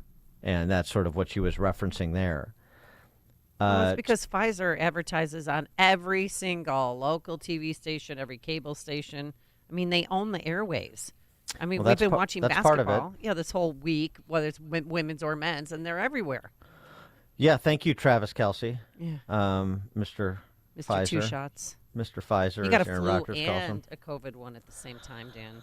At least that's what he did in the commercial for cash. A retired Air Force major, Tom Haviland, he got wind of this, and he decided to conduct a survey. He surveyed a couple of hundred embalmers around the world. Okay. So I decided to do a survey. That started out to be a nationwide survey in the United States, and I expanded it to Canada, UK, Australia, and New Zealand, and asked basic questions. We asked embalmers, what are you seeing? Are you seeing these white fibrous clots? When did you start seeing them? Where are you finding them on the body? And then how much and what percentage of your corpses are you seeing these white fibrous clots? Haviland surveyed over 200 embalmers. He says 73% reported seeing the white fibrous clots. They reported seeing them in about 1 in 5 corpses in 2023. None reported seeing any such anomalies prior to the COVID pandemic and the beginning of mass vaccinations. So either there's a conspiracy afoot between embalmers around the world to say, here's this picture of a white fibrous tumor, and by the way, they're shown in this video. It's it's kind of gross, but if you want to see it, that they're shown in what they're discussing. So either there's a grand conspiracy between unrelated embalmers in the Western world to say that there's something there that isn't there, or there's something else going on. And again, maybe there's an explanation for this. We don't have, this is not like that's been scientifically researched and peer reviewed, and we don't have a sense of scale. This is all observational, right? 1 in 5 say they've seen these things. The Hirschman talks about, what he's seen. It's observational, it's anecdotal. But there's enough observational evidence and confusion that you would think, again, Western public health agencies charged with addressing phenomena like this would take an interest. And that's where you'd be wrong. Listen to the official statement that Cheryl Atkinson got from the FDA in reaction to her report. The FDA did offer a response to full measure, stating, quote, the FDA and the Centers for Disease Control place a high priority on vaccine safety and are committed to our vaccine safety monitoring program. The FDA has not identified any safety signals for fibrous blood clots with COVID-19 vaccines. They also stated that since the observations were made on cadavers, quote, it falls outside of the FDA's regulatory purview. We could just wash our hands of it. Hey, that's not... We're done. It's outside not my our job. purview. Yeah, we can't do it. Not my job. You have to talk to somebody else. Here's what somebody who is interested in the truth would say. Oh, that's interesting. We don't know about it. We can't confirm it. It's not within our scope, but let me talk to whoever, CDC, whoever it is. And let's get some people together. Give me everything that you have. Give me the contact of the info of the people that you talk to, and let's take a look at this. That's what a reasonable person would say in reaction. No. Instead, you get the Soviet response. Not my job. We haven't seen that. Not our job responsibility. So close the book. Yep. That inspires a lot of confidence. Daryl on I-80. You're on Chicago's Morning Answer. Hey, good morning, guys. My wife in 2021 had a defibrillator replaced, and then she developed a clot in her arm, and they gave her some medication, and it went away. And then in May of 2022, she had a pulmonary embolism that she almost died from. And I went to the doctors, and I asked her, and there's no history of blood clots in her family. And I asked her doctor, can the COVID shot have anything to do with it? And they were like, oh, no, not at all. This is completely different. But then my mother-in-law, she's the vaccine queen, she's had blood clots in her feet as well. So it's just, there's something going on. Thanks for the call, Daryl. I'm glad you're wife is okay. Yeah. Jim in Sheboygan. Yeah, so before the pandemic, I used to give blood every 8 weeks. And so as the pandemic started, you could go online and look at your blood results. Well, it turns out that after the pandemic started, they started looking at antigens in the blood supply, kind of similar to what they did back in the AIDS era where they were checking the blood supply constantly. Anyway, so the long and short of it is they went for about 2 cycles, and then they stopped actually looking at the antigens. And in between there, I actually had COVID and never got the shot or anything, but my antigens were high. So I was really interested in, seeing if my immunity would continue. Anyway, they just abruptly stopped looking at the blood supply, like right as the shot was coming out. So and I asked the blood people, and they said, the federal government stopped funding it. Well, it turns out that now they're looking at the blood supply again. I'm going to go give blood today, so I'll see if they're going to be looking at anything special. But I have been told that they're now asking questions, and they're monitoring whether you've gotten the shot or not as part of their initial questions as you give blood. So maybe the federal government is looking at it, but they might be looking at it at the QT level. Maybe somebody, thanks for the call, Jim. Maybe somebody should talk to Keith Richards since he gets his blood drained and resupplied every 6 hours or something. If anybody'd know, he'd know. Teresa, Gold Coast. I love the Keith Richards thing, Dan. Thank you. Good morning, Dan and Amy. I wish people would just stop looking for big pharma to fix things for them. I mean, there's a pill for that. There's a medication. pill that allows you to stop looking at big pharma for things like that. Yeah, But it they may just came cause out with it. bleeding Yeah. in your left earlobe. Yeah, exactly. They just came out with it. It's a miracle cure. Exactly. I mean, I understand that people need medications for, certain things and stuff, but, there's way too many people who are depending on medications to just fix everyday stresses in life. I mean, every medication has a side effect. Is it really worth it? Can't you just grow up and deal with life? Seriously. Thanks for the call, Teresa. Dan and Amy, Chicago's Morning Answer. Listen to podcasts of Dan and Amy from the AM 560 mobile app. Download it today at 560theanswer.com/mobile. Hey, business owners, are you wondering how to grow your business? Do you need cash flow and a ready source for financing? Well, Signature Bank can help. Hi, Mike Gallagher here to let you know that Signature Bank's loan decisions are made locally by a team who knows your name, cares about your business, and is invested in your success. When you need advice about your business or even have a question, Signature Bank is there to help. There are no handoffs or call centers. This is a team that wants to get to know you and your business. That's why Signature Bank in Chicago is my bank. That's right. I'm a customer. When I call, someone picks up the phone on the other end. And with Signature Bank, I can securely bank anywhere, anytime. Reach out to my friends at Signature Bank. Call 773-467-5630. That's 773-467-5630. Or visit them online at signaturebank.bank. Signaturebank.bank. Your business could be Signature Bank's next success story. Member FDIC, Equal Housing Lender. I'd just like to congratulate Quinn McCarthy. He won our Chicago's Morning Answer NCAA men's basketball tournament pool with 111 points. I came in second with 108. Oh, looky here. Dan came in last with 55. Mike Scott came in fourth with 77. Good job. Yeah. Congratulations. And Dan won $25,000 actually betting on the tournament. Wow. Anybody can beat those points? Well, I could tell you where to spend your money if you want to help out a good cause. Of course. The Amundsen volleyball team always looking for funds. All right. I know. CPS is so underfunded.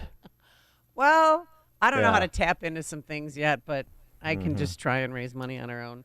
All right. Fruits and veggies in a capsule, yes, is a thing.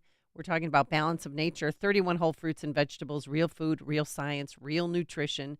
So get the body your nutrition wants and needs, because you have to admit you're not getting enough fruits and veggies on your own, and that's where balance of nature comes in. 3 fruit capsules, 3 vegetable capsules, and voila, you're ready to go. People who take it have increased energy and the ability to do the things they love even as they age. I saw my friend who's 86 years old, and she looks like she's in her 60s. She's been taking Balance of Nature for years.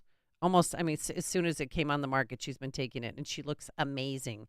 Her skin looks great. She's strong, and again, she looks like she's in her 60s.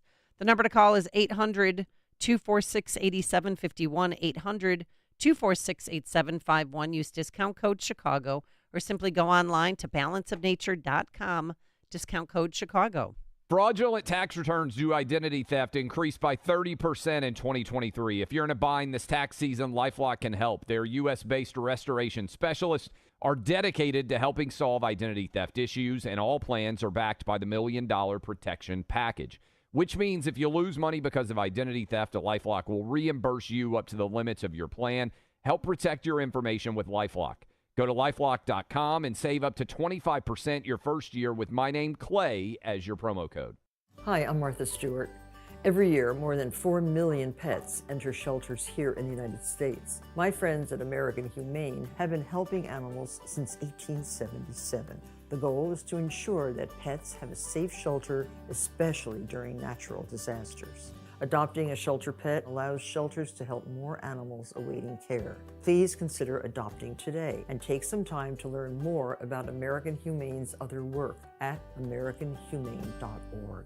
It has been confirmed. Those brave Americans who are trying to preserve free speech continue to be censored, shadow banned, or silenced. Wealth Protection Research is on a mission to share the liberating ideas of some of America's brightest and most free thinkers, people like Jim Rickards and Porter Stansberry, whose ideas are putting financial control back in the hands of everyday people, helping them protect their money against a government that seems intent on destroying it. Text TRUTH to 76626 to find out more. As this election moves forward, we just released a report that reveals our 3 favorite ideas for protecting and growing your wealth during the 2024 election. These ideas are especially critical if you have an IRA or 401k. Text TRUTH to 76626. Discover ideas that are so simple and actionable they might save your retirement. Text TRUTH to 76626 now for your free report. That's TRUTH to 76626. Standard text and data rates may apply. AM 560, The Answer. Got a great text message. Dan and Amy, my 35-year-old son was in the hospital for 2 nights in 2023 with huge pulmonary clots. He was triple vaxxed because his job required it. He works at a hospital, ironically. We think the vaccine had something to do with it. Okay. Well, I mean, again, it's like, why wouldn't people be asking these questions people in positions of authority and responsibility, and you get reports like this very good one that Atkinson did? You don't want to follow up on that? You're completely uninterested and incurious about what you're hearing from observational experiences of embalmers with physical evidence to support what they're saying. Completely incurious about that. Very disturbing. Coming up on Chicago's Morning Answer. At 6:36, something else that's disturbing. Apparently, allegedly, I should say, the deep state here, our friends at places like CIA, FBI, DHS, all the alphabet soup agencies, are exporting their censorship of social media, their influencing of elections from here to places like Brazil. And Mr. X, Elon Musk, is involved. We'll have that story at 6:36. But now let's head into the newsroom. Here is Mike Scott. 52 degrees, partly cloudy skies this morning. 51 passengers were rescued after a bus they were traveling on was swept away by floodwaters on a bridge in northern Kenya. The bus is still stuck, as we see on video, in the river some 30 meters from that bridge.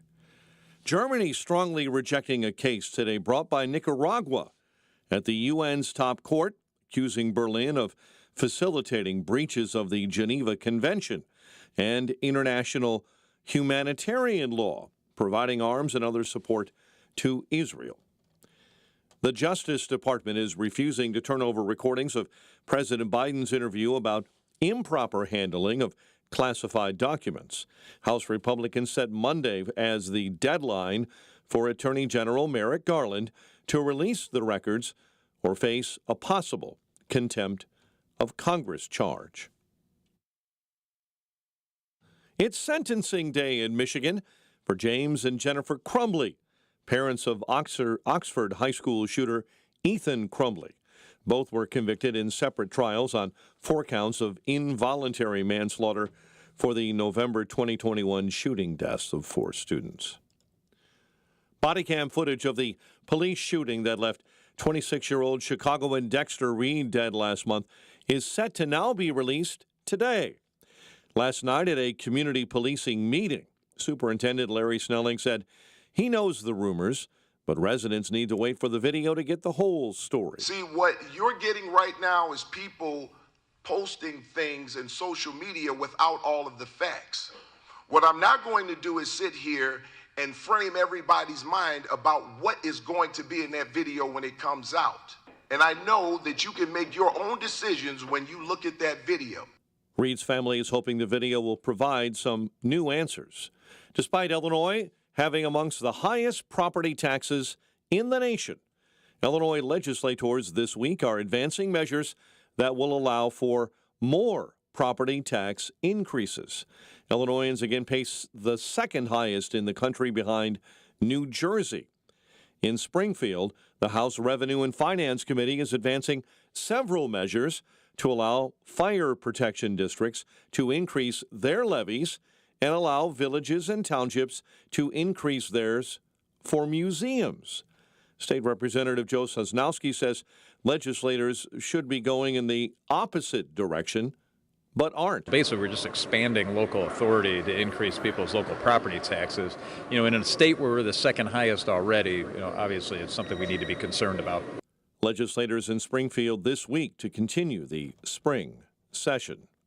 President Joe Biden visiting Chicago, but ignoring the suburbs yesterday, trying to fill up his campaign coffers. On Monday, Biden touched down briefly at a high-dollar Chicago fundraiser. At DNC convention headquarters in the West Loop, the chair of the Congressional Black Caucus, Nevada Representative Stephen Horsford, headed the Chicago spin room, saying the president wasn't courting billionaires yesterday. The contrast is very clear. The president and the vice president have tremendous support, small dollar donors from all over the country. Meanwhile, the former president, Donald Trump, gets a couple of his billionaire friends together because he promises them more tax cuts. Over the weekend in Florida, former President Trump's presidential campaign announced it raised a record $50 million at just one event. Guardians beat the White Sox 4-0. Southsiders fall to 1-9 on the year, while the Cubs had an 8-0 lead and watched San Diego take the game back in a 9-8 win on the road. Cubs and Padres once again tonight. UConn celebrating a second straight men's basketball national title, blowing out Purdue. The news, a service of Del Bacchio Marchetti Group of At Properties, Christie's International Real Estate, experts in the northwest suburbs and Chicago. With over $800 million in sales, you will get the most value for your home at 708-828-0000. And a check of traffic and weather on the way next on AM 560. This radio station is always on, but sometimes you need more content that you can take with you anywhere. That's why we invented the SalemPodcastNetwork.com. You'll find all the great hosts on this radio station, plus a few more, like Charlie Kirk, Dinesh D'Souza, Trish Regan, Jenna Ellis, and Dennis and Julie. There's literally no end to what we can teach you. It's like radio on demand, and just like radio, it's always on. Go find out what you're missing. Download the app, SalemPodcastNetwork.com. Hi, I'm Martha Stewart. Every year, more than 4 million pets enter shelters here in the United States. My friends at American Humane have been helping animals since 1877. The goal is to ensure that pets have a safe shelter, especially during natural disasters. Adopting a shelter pet allows shelters to help more animals awaiting care. Please consider adopting today and take some time to learn more about American Humane's other work at AmericanHumane.org. From breaking news and weather across the country to insight from the brightest minds in conservative opinion, it's Salem News Channel, home to the biggest shows on TV, like Hugh Hewitt weekdays at 6 a.m. Eastern, followed by Mike Gallagher at 9. Join SNC, where facts are sacred, critical thinking is celebrated, and the pursuit of truth is unwavering. Watch Salem News Channel free, now on Zumo Play. Learn more at snc.tv/Zumo. Don't pay retail for your diamond engagement ring or gift. Come to cleanorigin.com.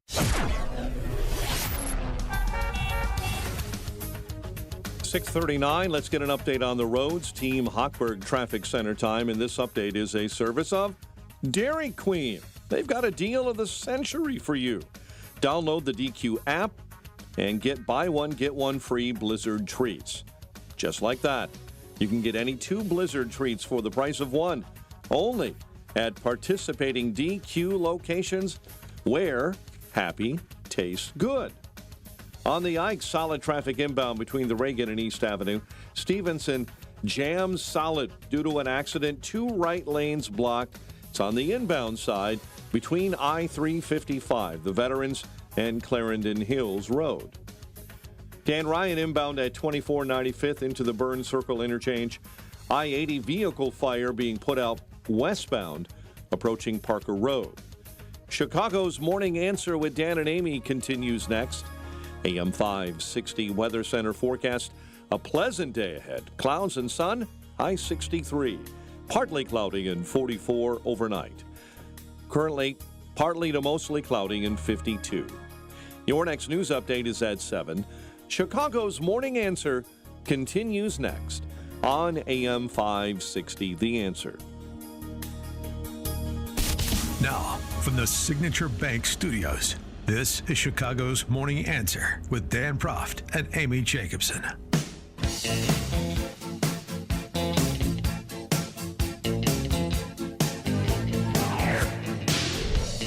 Top of the morning, Dan and Amy. So is Brazil taking a page out of America's federal government's playbook, or is it just America's federal agencies operating in Brazil? I'm talking about the story of Twitter Files South America. In Brazil, this developed over the weekend, a Supreme Court judge there contacted X and told X to take down certain accounts. Michael Schellenberger, one of the reporters for Twitter Files America, had the story. A Brazilian court forcing X to block certain popular accounts in Brazil. Then Musk announcing he would defy the court's order, lift all restrictions. As a result, Musk said, we will probably lose all revenue in Brazil and have to shut down our office there, but principles matter more than profit.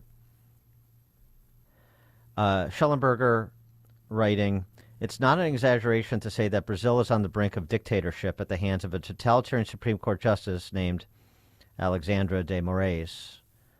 President Lula da Silva participating in the push toward totalitarianism. Much like we had with the deep state under President Trump and now under President Biden. Since taking office, going back to Schellenberg's reporting, Lula has massively increased government funding of the mainstream news media, just like we want to do here. We've already done in Illinois, most of which are encouraging increased censorship.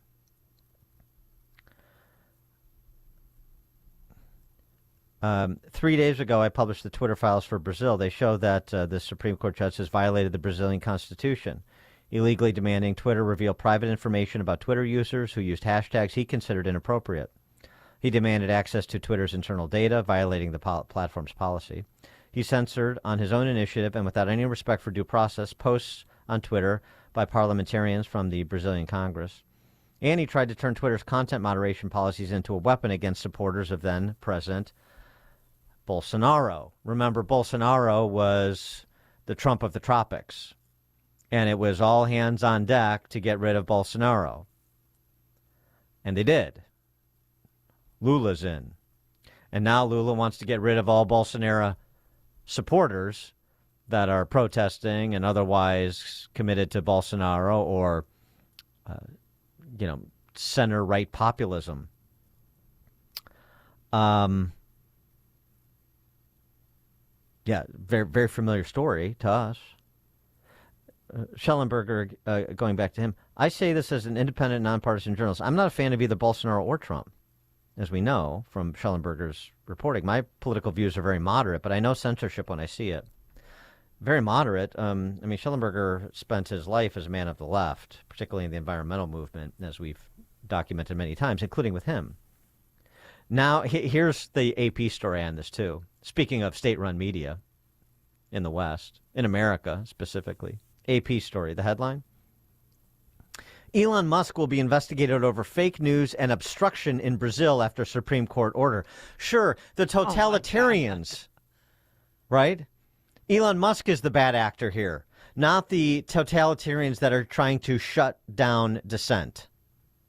312 same thing here. Yeah, 312-642-5600, turnkey.pro answer line. You could also reach us on our text line, 64636. Type in DA, then a quick comment. Here's what Elon Musk said about the judge. Demands from this Judge Alexander.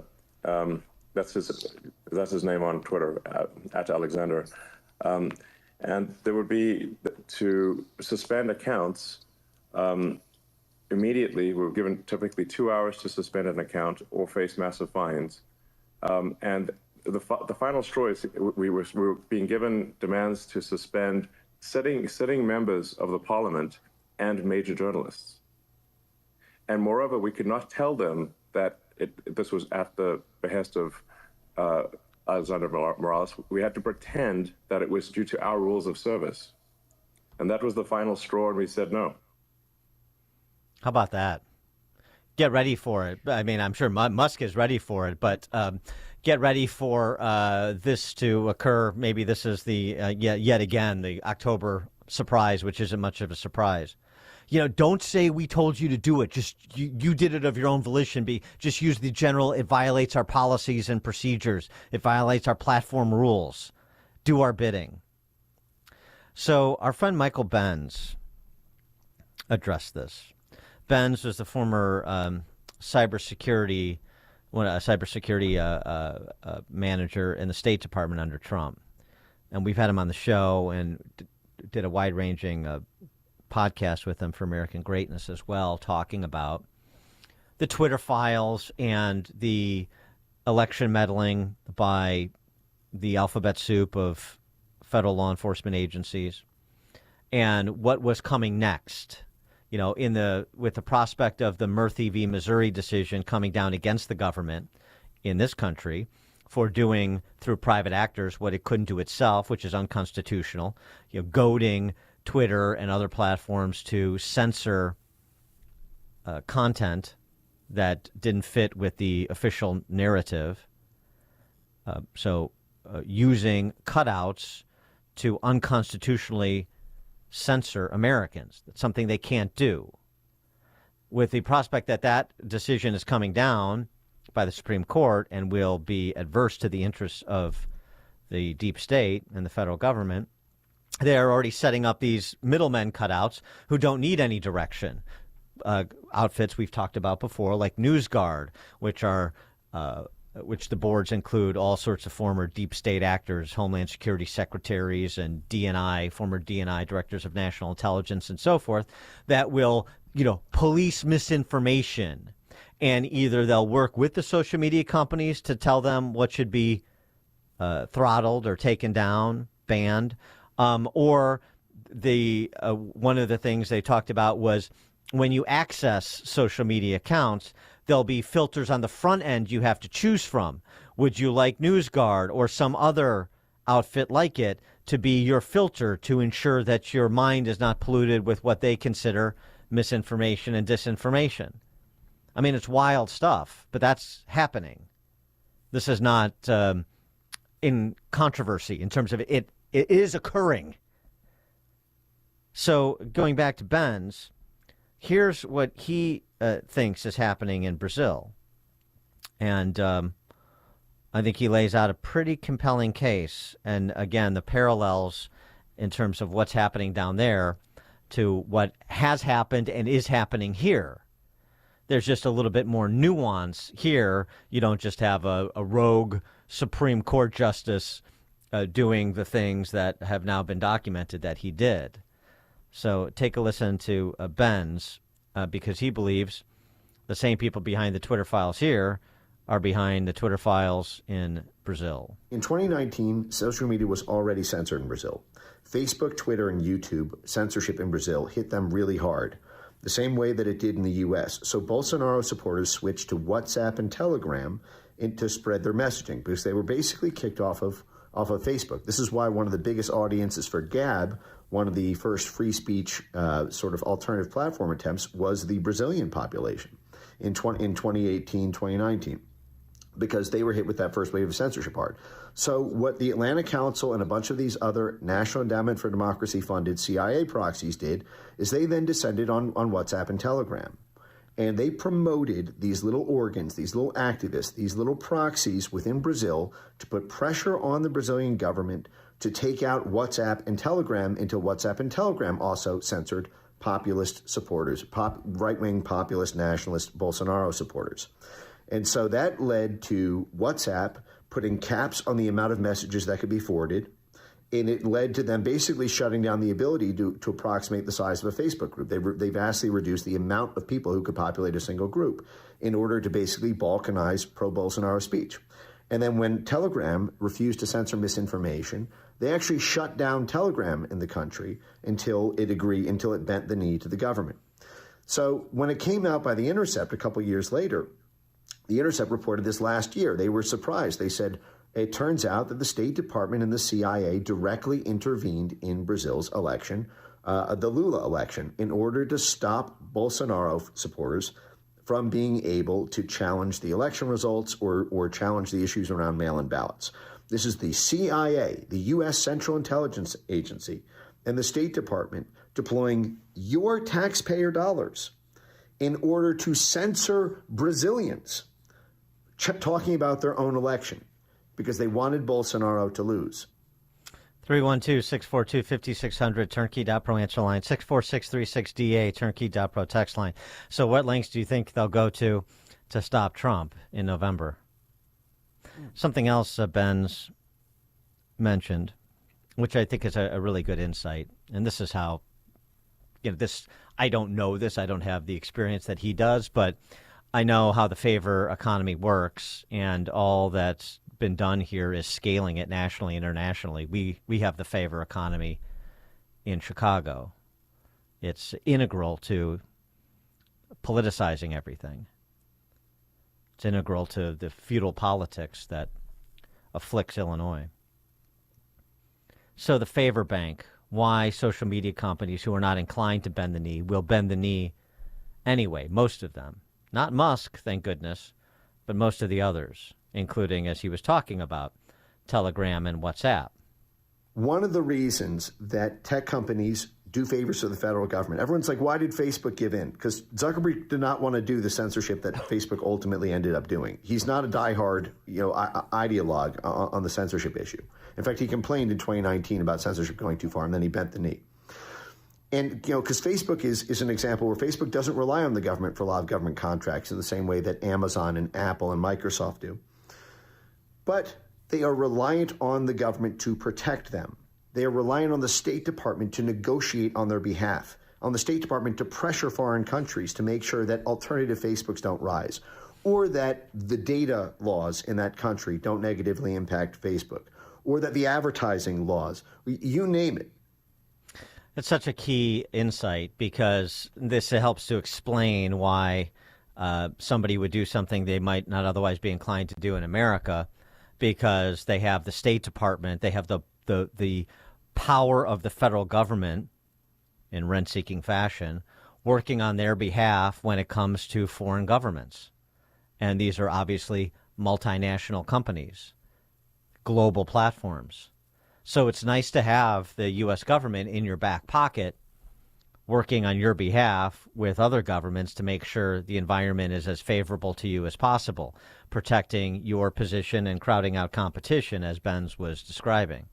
And if that means that we have to sort of go along even somewhat begrudgingly with what the deep state wants in terms of an election outcome in America, well, I mean, we're inclined to that outcome anyway, most of us.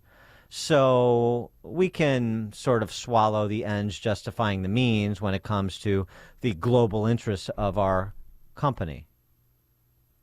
I think that's pretty persuasive and absolutely chilling.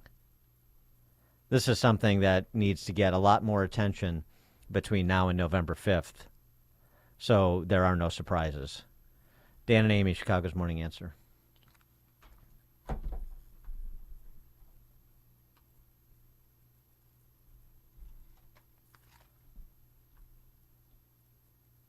There's only one radio show in Chicago talking about today's biggest stories and telling you what they really mean. That show is this one, Chicago's Morning Answer on AM 560, The Answer. Balance of Nature's fruits and veggies supplements, changing the world one life at a time. A lot of times people don't understand what a supplement is. A supplement is in addition to your regular foods. It's really just an incredible formula, and I've been doing nutrients for 43 years.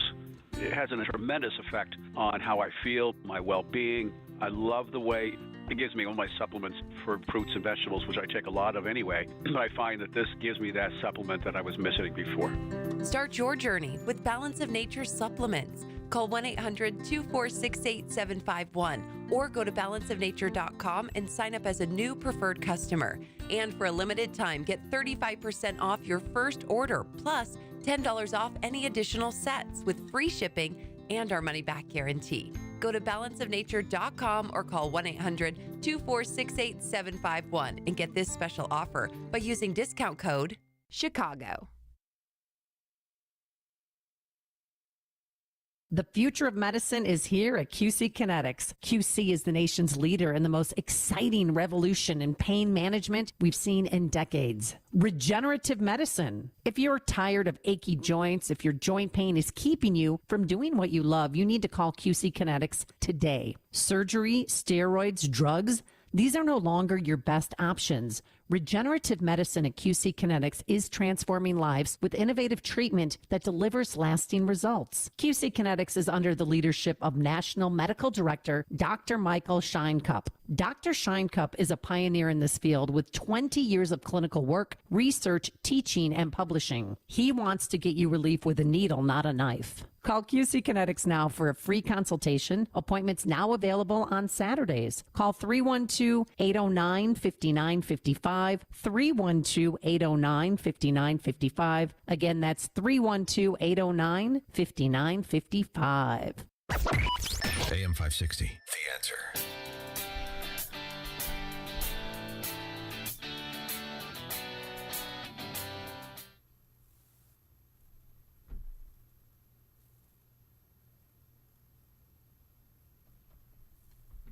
There we go. There it is. There it is. We thought we lost the signal. Frank from Arlington Heights, that sound means it's time for In-Depth History with Frank, the history teacher from Arlington Heights, because there's nothing new in this world. It's just the history we don't know. Frank, take it away. Good morning. Recently, Karl Rove groveled to his MSNBC hosts by assailing the Trump campaign for showing concern for the January 6th prisoners. He then reminisced about his early career working for congressional candidates, and as such, how he revered the Congress as a strength of our democracy and a jewel of the Constitution. Rove is a smart guy, but let's be serious. Congress has had its good moments, but it often winds up being a tool of oligarchy rather than democracy.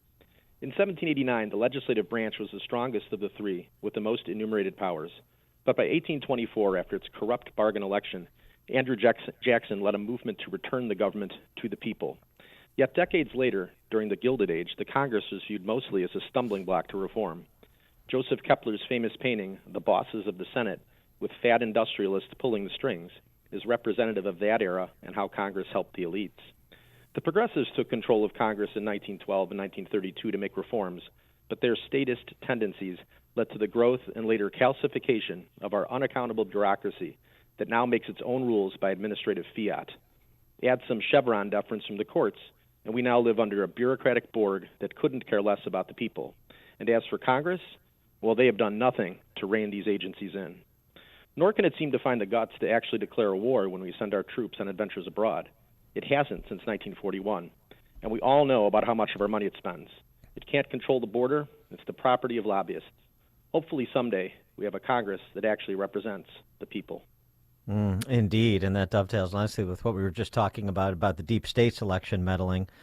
Frank, always excellent. That was in-depth history with Frank, the history teacher from Arlington Heights. Coming up at 7:07, we turn our attention. Wait, what do we have at 7:07? We have Charles Love, our very good friend. Charles Love. We He's turn our back. attention to K through 12. Yes, K through 12 education. We got a roundtable coming up at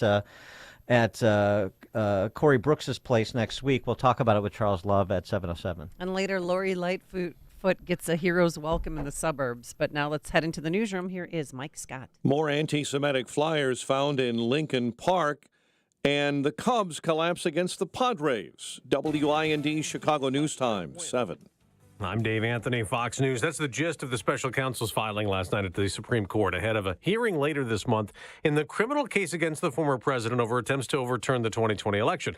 Jack Smith urging the justices to reject the Trump claim that he's immune from prosecution from actions taken while president. Meanwhile, in New York, an appeals judge rejected the former president's attempt to delay his first criminal trial. The jury questionnaire is also now ready. Made up of 42 questions. While none ask about party affiliation or voting histories, they do include: have you, a relative, or a close friend ever worked or volunteered for any Trump group or organization? Have you ever attended a rally or campaign event for any anti-Trump group or organization? Jury selection begins next week in the trial for the former president accused of falsifying business records to cover up payments to adult film star Stormy Daniels before the 2016 election. Fox's Kristen Goodwin. The U.S. went on the attack again in Yemen, again targeting Houthi militants who've been attacking ships in and around the Red Sea.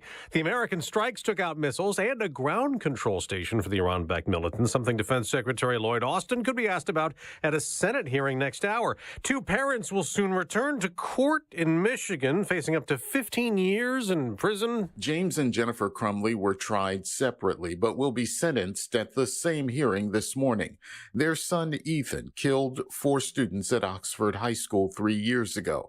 He's serving life without parole. The Crumley parents are the first in the country to be tried and convicted for involuntary manslaughter linked to their son's actions. Fox's Gernal Scott. Connecticut does it again, repeating as college basketball national champions. Coach Dan Hurley credits players that are willing to not make it about themselves and to be a part of a winning group and to go for all the championships. UConn beat Purdue 75-60 on TBS. America's listening to Fox News.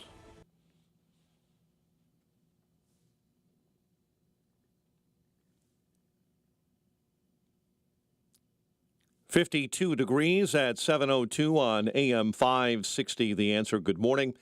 I'm Mike Scott. Body cam footage of the police shooting that left 26-year-old Dexter Reed dead last month is set to be released today.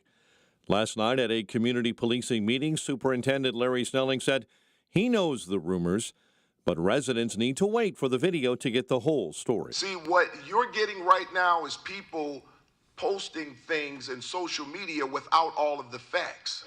What I'm not going to do is sit here and frame everybody's mind about what is going to be in that video when it comes out. And I know that you can make your own decisions when you look at that video. Police are investigating after anti-Semitic flyers were found Monday morning in a section of Chicago's Lincoln Park. Many of the clear bags with a flyer and an unknown substance were found on vehicles and doorways near the 500 block of West Grant. Chicago's former mayor is now part of the team investigating Dalton Mayor Tiffany Henyard. One-time federal prosecutor Lori Lightfoot is now a paid special investigator. The residents of Dalton deserve nothing less than a government that is fully accountable, responsive, transparent, and effective stewards of your precious tax dollars. It's important to note that Lightfoot cannot bring criminal charges, and she's being paid $400 an hour. If the current mayor vetoes the Lightfoot hire, trustees say they will override. Tiffany Henyard. CTA says they're adding more rail service and updates throughout the spring and summer. CTA hopes to restore rail service to pre-pandemic levels. Guardians beat the White Sox 4-0. Sox have dropped 5 straight. They're 1-9. While the Padres trailed 8-0 later in the game and then decided to come back and beat the Cubs 9-8 in San Diego. The news is powered by CharlesEquipment.com, keeping the lights on when unexpected storms cause loss of power at your business. Get help quickly at CharlesEquipment.com. A check of traffic and weather on the way next on AM 560. Brandon Tatum is hearing the same old story. What did that ghostwriter do with the information Joe Biden shared with him on his laptop? What did he do after you were named special counsel? He slid those files into his recycle bin on his computer. Tried to destroy the evidence, didn't he? And here we go with Biden, doing the same soup warmed over. Are we witnessing another Hillary Clinton? The Officer Tatum Show. Weeknights at 8, right before Sean Hannity at 10 on AM 560. The Answer. Hi, I'm Martha Stewart. Every year, more than 4 million pets enter shelters here in the United States. My friends at American Humane have been helping animals since 1877. The goal is to ensure that pets have a safe shelter, especially during natural disasters.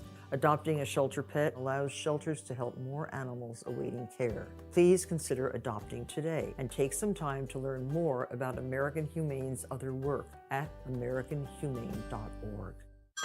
Hey everyone, it's Ted from Consumer Cellular, the guy in the orange sweater, and this is your wake-up call. If you're paying too much for wireless service, you don't have to keep having that nightmare. Consumer Cellular has the same fast, reliable coverage as the leading carriers for less. And for a limited time, new customers receive their second month free when they sign up and use promo code MONTHFREE by May 31st. So why keep spending more than you have to? Seriously, wake up and call 1-888-FREEDOM or visit consumercellular.com. Taxes, fees, and other third-party charges will apply. See website for additional details. Support our police and hire the police to personally protect you.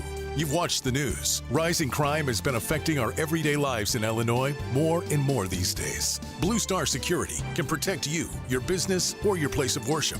Blue Star Security is the only security company in Chicago with over 900 off-duty police officers, all W-2 employees. I'm Anthony Varchetto, president of Blue Star Security and a 20-year law enforcement veteran. The Blue Star team is made up of over 900 state-certified active and retired law enforcement professionals. We serve businesses and private organizations with supply chain and special event security, and also protect our loved ones at places of worship and schools all across the Chicagoland area. Blue Star Security's technology allows mobilization of off-duty officers quickly and efficiently. Our primary mission is to provide unparalleled protective services for each assignment with integrity, while maintaining our commitment to community service in the Chicagoland area. Visit online to schedule a free security consultation at BlueStarSecurityLLC.com. That's BlueStarSecurityLLC.com.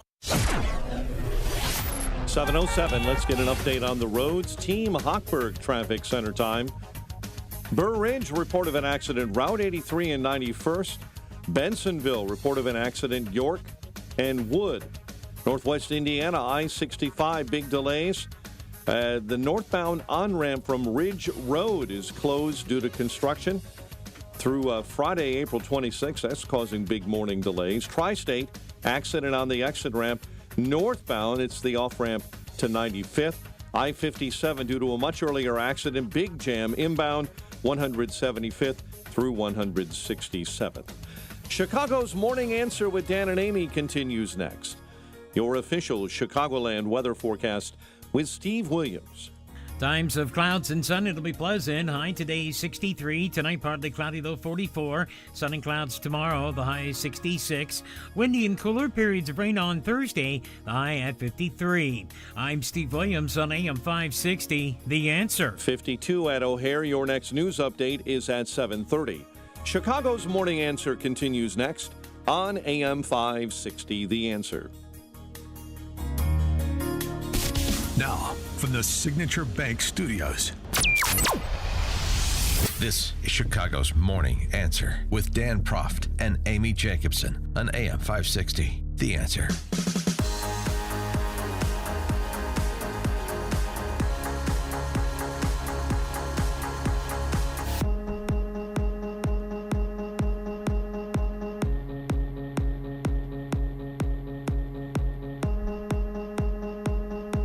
Top of the morning, Dan and Amy. Oh, well, if these gentlemen are going to press the issue, I suppose that we can continue to press it too. Talking about K through 12 education in Chicago and Illinois. I gotta tell you, I'm a little tired of having the stuffing beaten out of me. I'm also a little tired of watching opportunities, particularly ones that I was a part of seizing, be frittered away by people who otherwise should know better and who count themselves among the school choice and ed reform movement. Of course, I'm talking about the disappearance of the tax credit scholarship program in Illinois. But if Charles Love and Pastor Corey Brooks are willing to press the issue, I suppose we'll press on. Charles Love is the executive director of Seeking Educational Excellence. He's the author of Race Crazy, BLM 1619, and the Progressive Racism Movement. Race Crazy is Charles Love's book. He is a Chicagoan originally. Now he is in New York City. New York City. I love when you do that. And he is coming back to town for an education roundtable next week, April 16th, at Project Hood, which, of course, is Pastor Corey Brooks' organization. And it's from 6 to 8 p.m. All right. And he joins us now. Charles, good to talk to you again. Thanks for being with us. It's been so long. You don't call, you don't write. And we make great salsa here. Great salsa. Yeah, I'm sure. I know. We grew apart. But it's the test of our love, fondness, and so forth. So, all right.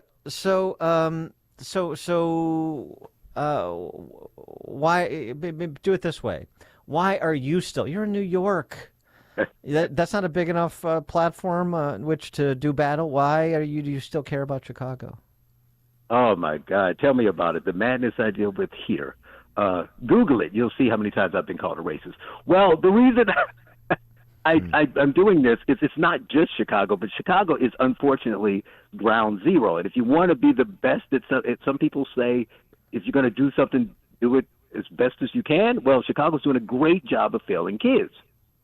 So I thought, since I used to live there and I kind of know the landscape, I should start there. But ideally, the goal is to go to all over the country, to inner cities all over the country, and have this conversation because I think it's lacking. I think that now many people, because like you said, have been beaten down so much, they don't know what they're going to get, and they're not too optimistic, and neither do I. But I do think someone needs to try to get in front of parents and throw some cold water on them and say, it's really bad. We've been telling you it's bad, but it's way worse than you think. And now what are we going to do about it? So that's why I'm coming back there, and I hope to go to other cities as well.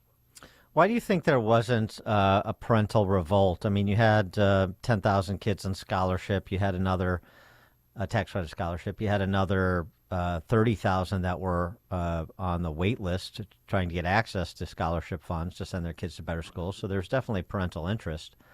But as this thing was being taken away by Governor Jellybelly and his henchmen, there was no real discernible reaction from the beneficiaries. Why do you think that is? Well, I'm thinking, now this I was looking at and reviewing from a distance, but I think there was in a sense, because I do recall the first time after he first won, trying to take it away, and they did make us think about it, go down to Springfield, kind of saved it temporarily. And then there's another thing, there's so many things to be concerned about, too. You got crime. I talked to a friend of mine in Chicago maybe just short of a year ago, and they went down to City Hall to protest, right? And so they're protesting, I think, the migrant issue, something. And then they look across the street. They're like, wait, there's a group of people protesting over there. And there was another protest going on at the same time, and that one was about the tax credit. So I just think that people, we know a lot of people are unplugged, but those who are paying attention, it's a fire hose. There's so many things to complain about. You kind of get beat down, and the politician and the legislation constantly against you, so you just sometimes feel like you can't win. So I know that there's concern, but I don't know why there wasn't enough of a pushback. But why do you think they did it? Why would they take away the tax scholarship program? I get dragged. I try not to be so political, but to be honest, there's no other reason why you would try not do something where it's helping a small percentage. What is it? 300,000 students in the Chicago public schools. You're helping 10,000, and you got a few other people wanting to do it. Why not let it happen? The only reason you do it is because it benefits someone who either adds money to your coffers or is politically aligned with you. There's no other reason to do it. You're not doing it for the children. So, I mean, I can't speak for them, but my assumption is someone with some type level of power did not want that to happen. Yeah, the teachers' unions. It's like, this is not whoever complicated. Someone is. I don't know about that, Dad. Someone. Yeah, right. Sure. Yeah, it's real confusing. They're only they only make this the centerpiece of the campaign, and at the top of the list of their priorities. Stacey Davis Gates is really nuanced about this. Hardly. So, do you think the migrant issue and the resources devoted that have roiled some majority minority neighborhoods in Chicago, and you've seen some of the pushback at community meetings and like, does this have the is that an opportunity to leverage for more interest in educational choice and more of a recognition about what you were talking about, how poor things are going in these neighborhood schools? 100%, but that speaks again to why I'm coming. I think I might be naive. I'll find out as I talk to people, but I think there's a sizable, because we talk about this and we see it all the time. So we don't realize there's a sizable percentage of people who just simply either don't know anything or don't know how bad it is. So if you know your school is struggling, you see some other kids are struggling, but you don't realize that your school is the test scores are like 0 or 5. You don't know it's that bad, and you don't connect the dots. So you don't necessarily agree with the migrant issue, but as it's playing out. But you don't see how, if your school is already failing and they put 50 kids in there who are struggling to speak English, how that shifts the curriculum and the focus for your entire school. Someone needs to point that out to you in a very clear and direct way. And once that happens, I think, and I would hope, more people would be open to other options. The problem, though, I see is like, who's going to go to this conference you're having at Project Hood? I mean, there's sort of a self-selection problem you have, right? Because the people that are going to go to this event that you're a part of are people that are engaged, that want to learn more, that probably do know some things. But the people that need to be hit with rhetorical 2x4s are going to be blithely milling about elsewhere. I mean, the problem is always getting to the mildly engaged, the surface skimmers, and getting them to fold in with people that are actually providing the intellectual leadership, right? Yeah, that's 100% true, which is why I'm doing. I mean, you can't make it perfect, but that's a great point. That's why I am very, particular in how I'm going about this, in the sense that, one, it's free, right? I'm offering food. There's daycare. I try to remove every barrier for someone to say, well, I can't because I have X, Y, Z. That's the first thing. And then I reach out to you and people and other people that I know are active because they know people. But what's different about this, I did this. The other reason I did it is because I speak at events. It's these think tanks, and it's all, like you say, it's always the same people. So I go to the parents and say, okay, you have a parent in public schools. Yes, I need you to talk to other parents. I need you to bring at least one of your friends who has, that has kids in school, and bring them. So as much as you like to be speaking to arenas, because this should be the civil rights issue of our times, I'm happy to speak to only 50 people if I can get 30 of them to be actual public school parents. And looking at the registration, I've had a decent percentage of them be, none of them they're not showing up as people that I know or that are connected to these people. So we will see. But it looks like mostly people from the community now. How much of them are already active, I won't know. Here's something else I would impose on you, if I could be so bold, and Corey, for that matter, and others. I think that you have to be willing to tell rich honkies in the school choice movement that they need to stop being dilettantes and listen up. We're not here to beg you for your money. We're here to say, this is, if you want to be successful, if you want to be part of something successful, you have to shed some of these fashionable beliefs you have about urban centers, about Democrats, about school choice. Let me give you an example of what I'm talking about, that maybe I'm unique. I'm certainly part of a small group, I suspect. who read this op-ed in the Wall Street Journal by Jeff Yass. He's the billionaire financier who started the Students First PAC in Pennsylvania, where he's from. He's been talked about a little bit in relation to Trump's candidacy, because he has a stake in TikTok, and so all the questions about banning TikTok or not banning it, and what Jeff Yass would stand to gain, and so forth. That's sort of secondary. He's never given to Trump. He's never given any money directly to Trump, but he has given money to Republican organizations like. He's given a lot of money to Republican organizations, that support federal candidates and so forth. Anyway. Here's what he writes about school choice and sort of how he conceived it. In 2007, we met with presidential candidate Barack Obama to discuss the issue. We left encouraged. He understood the costs urban public school systems impose on families nationwide, was supportive of broad-based school choice as a solution. Sure he was. Our optimism wasn't misguided, he goes on. When Obama took office, he appointed reform-minded Arne Duncan as education secretary and approved such initiatives as the $4 billion Race to the Top program, in which schools could compete for grants. I started the Student First PAC and so on and so forth. Over the years, I've donated more than $15 million in Pennsylvania alone to more than 50 Democratic candidates for governor, attorney general, treasurer, state senate representative, mayor, city council. Yet the fruits of that giving haven't been sweet. I was wrong to think that Democrats would support school choice to help their constituents out of poverty, despite the fact that polling consistently shows a majority of minority parents want school choice. And he goes on to say blah, blah, blah, blah, blah, blah, blah, blah, blah, blah, blah. I donated money to Trump's challengers and so on and so forth, but Joe Biden is bad and Donald Trump is the real school choice candidate, whether I give him money or not. That first part, you still don't understand what you did wrong.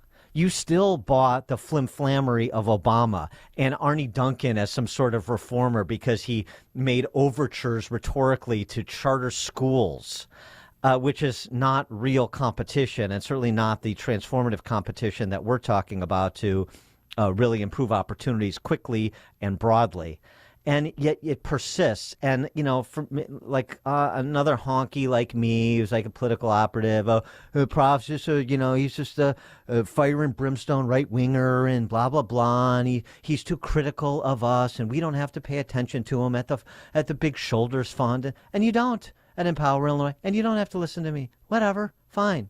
But when it comes to like Cory Brooks or you and other leaders that are black conservatives around the country and leaders on this issue of school choice, because I've often said, the conservative movement, it really needs to be led by black conservatives. It just does, particularly with respect to these dilettantes that want to be part of this, but still are tethered to misunderstandings of the political landscape. They just don't understand this very well, and they prove it again and again. So that's a long way around of saying, like, Jeff Yass, I want to hear a Charles Love or a Cory Brooks say, you know what, we appreciate that Jeff Yass is trying, but Jeff Yass and people like him need to listen up because you're not getting it. And when you make statements about your support, your meetings with Obama and your support for Arne Duncan, and you think he's reform-minded, and all this money you wasted on Democrats in Pennsylvania because you didn't understand who was in control and who was really motivating to them, you're doing it again. You did it again in Illinois. That's why we lost the tax credit scholarship program. And you're doing it around the country, which is retarding the growth of school choice. So you're unintentionally slowing down the progress we would otherwise be making with the popular support these programs enjoy. Well, there's two quick important summaries of what you just said. One is that you talk about being led by black conservatives. Outside of a few alternatives, Cory's one of them, and some of the more, they follow around the bigger names. We heard of this person. It's for most organizations like mine and others, they're like, no, I'd rather give money to all these organizations that already have large amounts. I'd rather give money to PragerU, love Dennis, but it's like you're not doing anything different. So on the one standpoint, there's that. So the black conservatives don't get, the push that they need. You say they should lead. They get ignored on the right, for one. I know. And two, you're right. sorry to interrupt. That's a constant lament of Bob Woodson. So I'm glad you said that. And it's the thing like the Woodson Center, a school choice initiative led by Corey and you and others, like people that have real intellectual heft to separate from some of these dilettantes and frankly, YouTube stars, and I say that derisively, that work for places like the Daily Wire or used to, and some of these other profile. They don't advance the flag, but some little honky like me, it doesn't go anywhere. It needs to like really be, I think, more aggressive from you guys. It needs to be more aggressive. Like I'm doing this event in other cities. Why don't these people give us money so we can put them on? Yeah, I agree. I'm not getting a lot of money to do that, right? No, I know. But I'm making it happen. I know. No, I know. So I'm sorry. I'm sorry to interrupt, but your other point, in addition to where conservatives are spending money in the wrong places, which is a good one. Yeah, really quick on that is that people just don't get both what the other side wants to do. Like you say, they fall for this stuff. Really quick, great example. I know you all know Misha Maynor in Atlanta who shipped parties. We had a summit in Phoenix, and she came. And the thing that blew me away, I asked her, so what do we not know behind closed doors, these conversations? She said, you just said most in the black community support school choice. The Democrats wanted to know if that was true. So the Democrats did a Democrat-only poll in Atlanta, and it came back in the 70, 80 percentile supporting. So what did they do? They said, well, we can't put out this poll, because it would be agreeing with the right. So they changed the questions in the poll to something like, do you support taking money from your local school? Yeah, right. So that it would seem like the people in the community were against school choice. So because they speak a certain way, it all ends up in politics. It's not about the children. And this Jeff guy you're talking about and others, they just don't get it. If we just, tell them and shake our finger at them, or put our arm around them and say, come on, I know you mean well, that they're going to change. They are not. Yeah.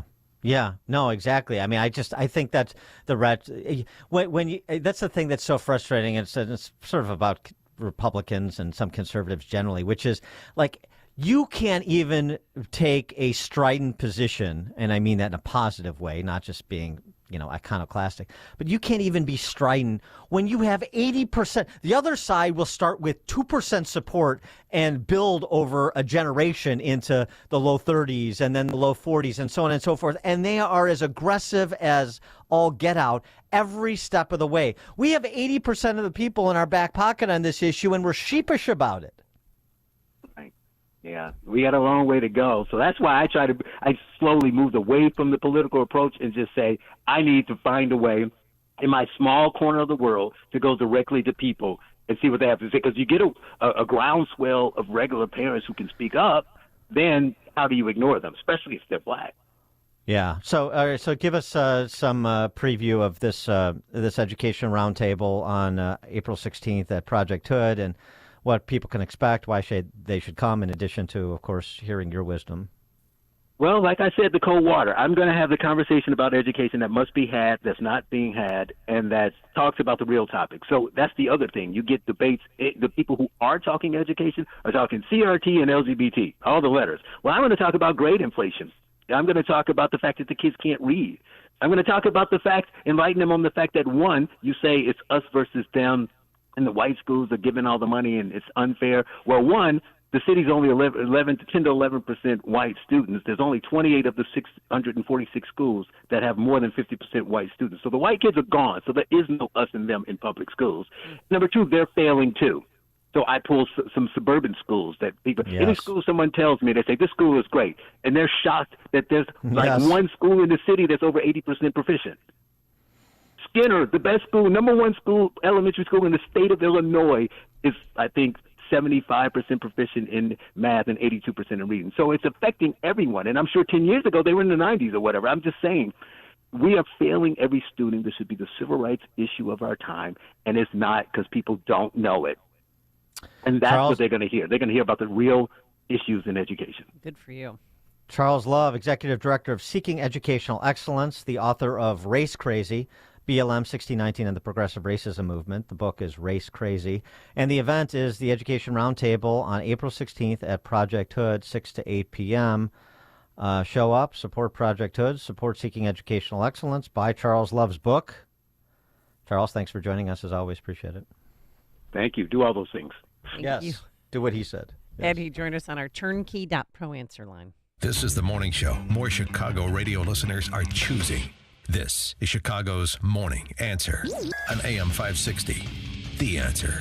The future of medicine is here at QC Kinetics. QC is the nation's leader in the most exciting revolution in pain management we've seen in decades. Regenerative medicine. If you're tired of achy joints, if your joint pain is keeping you from doing what you love, you need to call QC Kinetics today. Surgery, steroids, drugs, these are no longer your best options.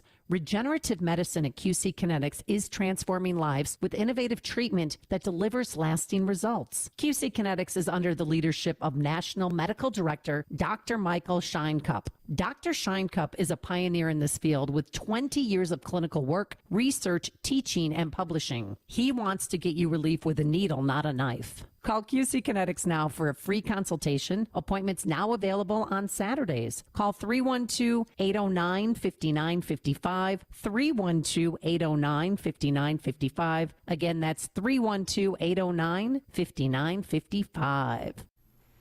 Guys, you've been feeling tired, grumpy, and notice lack of motivation and drive, have weight gain or loss of muscle mass. These could all be signs of low testosterone levels. Trust my friends at Low T Center. It's where I get my levels checked the past 8 years. At Low T Center, they make it easy to get your levels checked.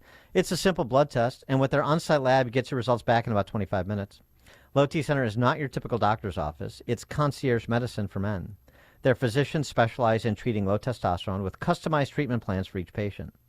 Most health insurance is accepted for treatment. They have affordable and convenient options for treatment, including physician-monitored self-inject treatments for established patients that ship directly to you each month, so there's no need to drive to the center for weekly visits. And right now, Low T Center is only $25 to get your T level tested. Make your health and quality of life a priority. Go to lowtcenter.com to book your appointment online today. That's lowtcenter.com. Low T Center, reinventing men's healthcare.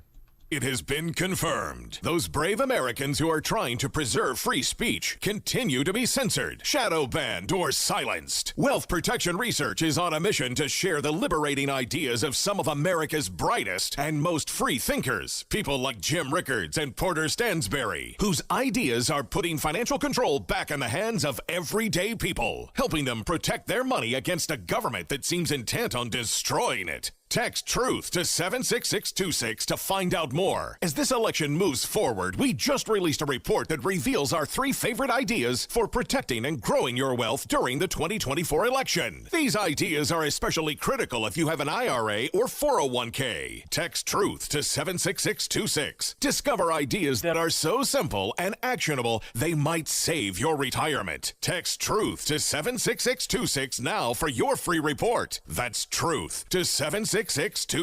Standard text and data rates may apply. I can't wait to do it. Take my Balance of Nature. Why? I don't get enough fruits and veggies on my own, and that's where Balance of Nature comes in. You'll have increased energy. Get your health back. There's a wide variety of fruits and vegetables, and guess what? A lot of people feel better. So get the nutrition your body needs, because when you give your body the best possible fuel, you do have more energy and you are stronger. And sometimes you think more quickly. So get your bottles of fruits and veggies today. 800-246-8751. That's 800-246-8751. Use discount code Chicago first timers. Get 35% off and free shipping. 800-246-8751. AM 560, The Answer. All right, coming up on Chicago's Morning Answer. Speaking of cures worse than diseases, Lori Lightfoot is going to clean up Dalton. We'll start there with Ted Dabrowski, President of WirePoints, wirepoints.org, all things Illinois policy related, 737. Yeah, she received a hero's welcome, standing ovation. Wow. But now let's head into the newsroom. Here is Mike Scott.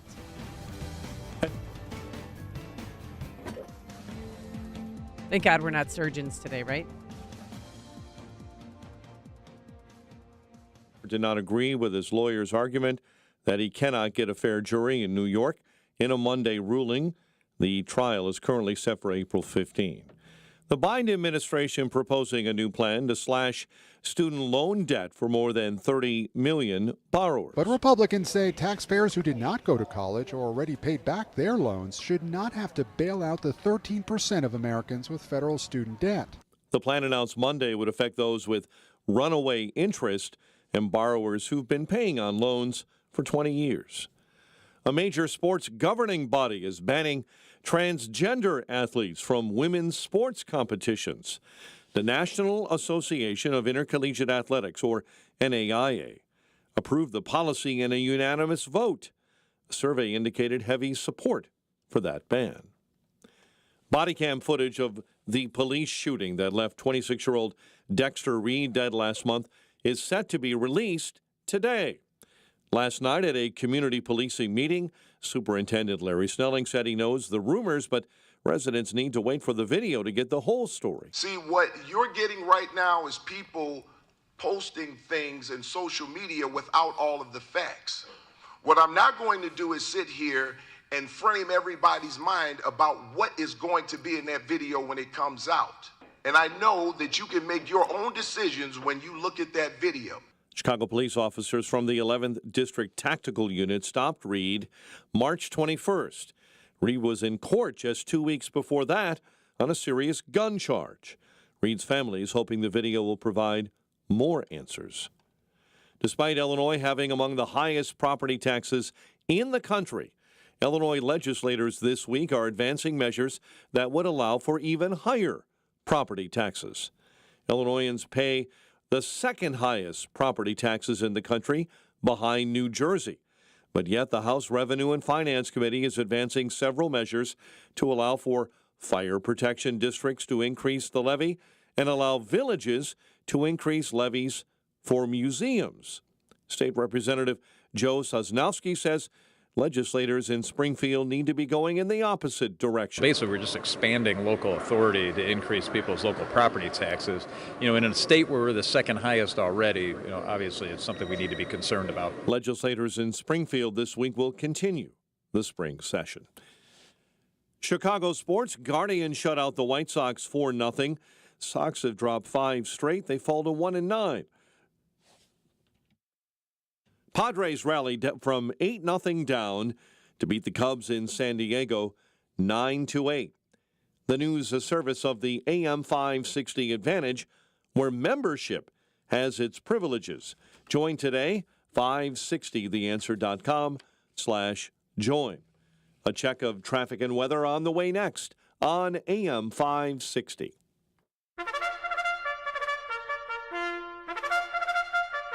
It's Reveille. In less than a week, your income taxes are due to the federal government. If you live in all but 9 states, state income tax returns are due to your state on April 15th as well. A married couple that earns the median income in 2023 of about $75,000 will pay about $5,300 in federal taxes. If you live in Illinois and have 2 dependent children, that same couple will pay about $3,200 in state income taxes. Then, just weeks after income taxes are due, your property tax will arrive. And for the average homeowner in Illinois, that will be another $5,300 to pay to the government. Unfortunately, income tax withholding through company payroll services and escrow accounts that pay property taxes for homeowners hide the full impact of paying taxes for most taxpayers.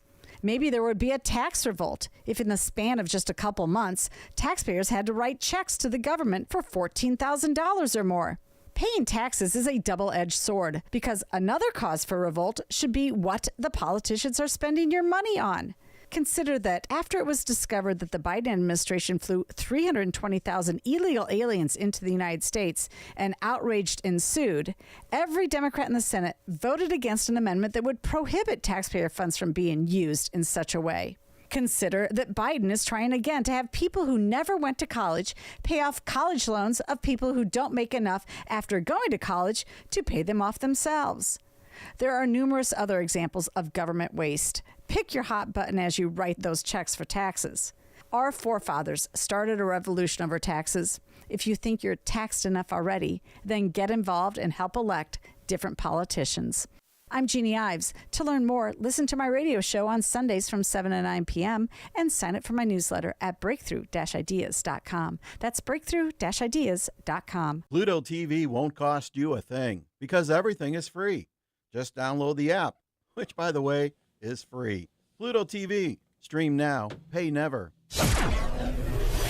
7:38, let's get an update on the roads. Team Hochberg Traffic Center time. Edens, 30 minutes, Lake Cook Road to the junction. The Kennedy right now, an hour 15 from O'Hare into the Burns Circle interchange and climbing. Kennedy outbound jam solid Montrose all the way out to Sayre. It's an hour 8 on the inbound 9 from 390 into the old post office.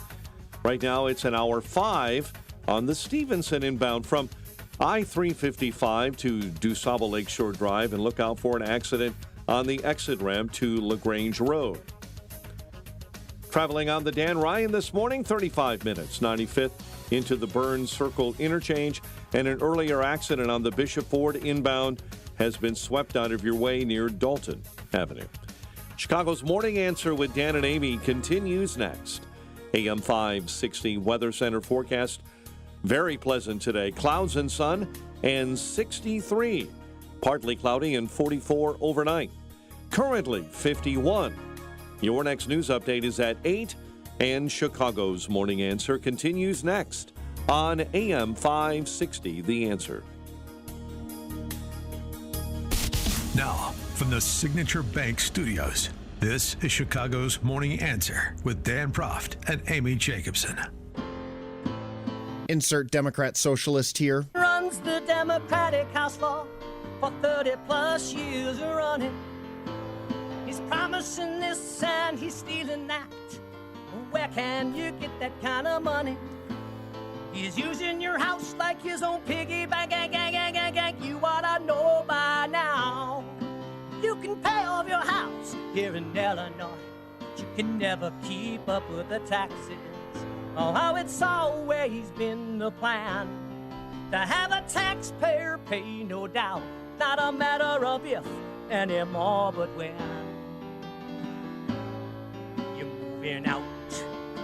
I said, when you're moving out. Top of the morning, Dan and Amy. Fresh off her success in cleaning up Chicago, Mayor Triple Threat has now been tapped to clean up Dalton, at least Dalton, the Tiffany Henyard version, because, Dalton has been a wreck since, at least the Shaw brothers, if not before. But I digress. I know we don't have any institutional memory in Chicago, not even enough to remember Lori Lightfoot's tenure as mayor. Yeah, I mean, Lori Lightfoot to the rescue, a standing room only, and she got a standing ovation. To appoint Lori E. Lightfoot as special investigator for the Village of Dalton. Motion passed. And she's ready for the challenge, Dan. I will follow the facts where they lead without bias and reserve comments from this night forward until the work is complete. I'm a very determined person. We are prepared to do what is necessary to get to the facts. And that's all well and good, but, guess what? Tiffany Henyard. It's not all well and good. She's a joke. You don't think that this is a brilliant move? I mean, she's a former lawyer, federal prosecutor, and a mayor. Well, who else are they going to assign? She's a current lawyer. Dan Webb? Current lawyer, right. She's a current lawyer. Yeah, you're right. The two attorneys that you know, the former U.S. Attorney Dan Webb, who's in the news, the media attorneys, and the former mayor. Those are the only choices available. She wants to charge $400 an hour. Well, people in the village. She doesn't want to charge. She's going to. Lori will get answers. She's that good. It would be a good idea, get some kind of idea about what's going on. I mean, somebody needs to. Because if everybody burying their head, this stuff just going to keep on happening.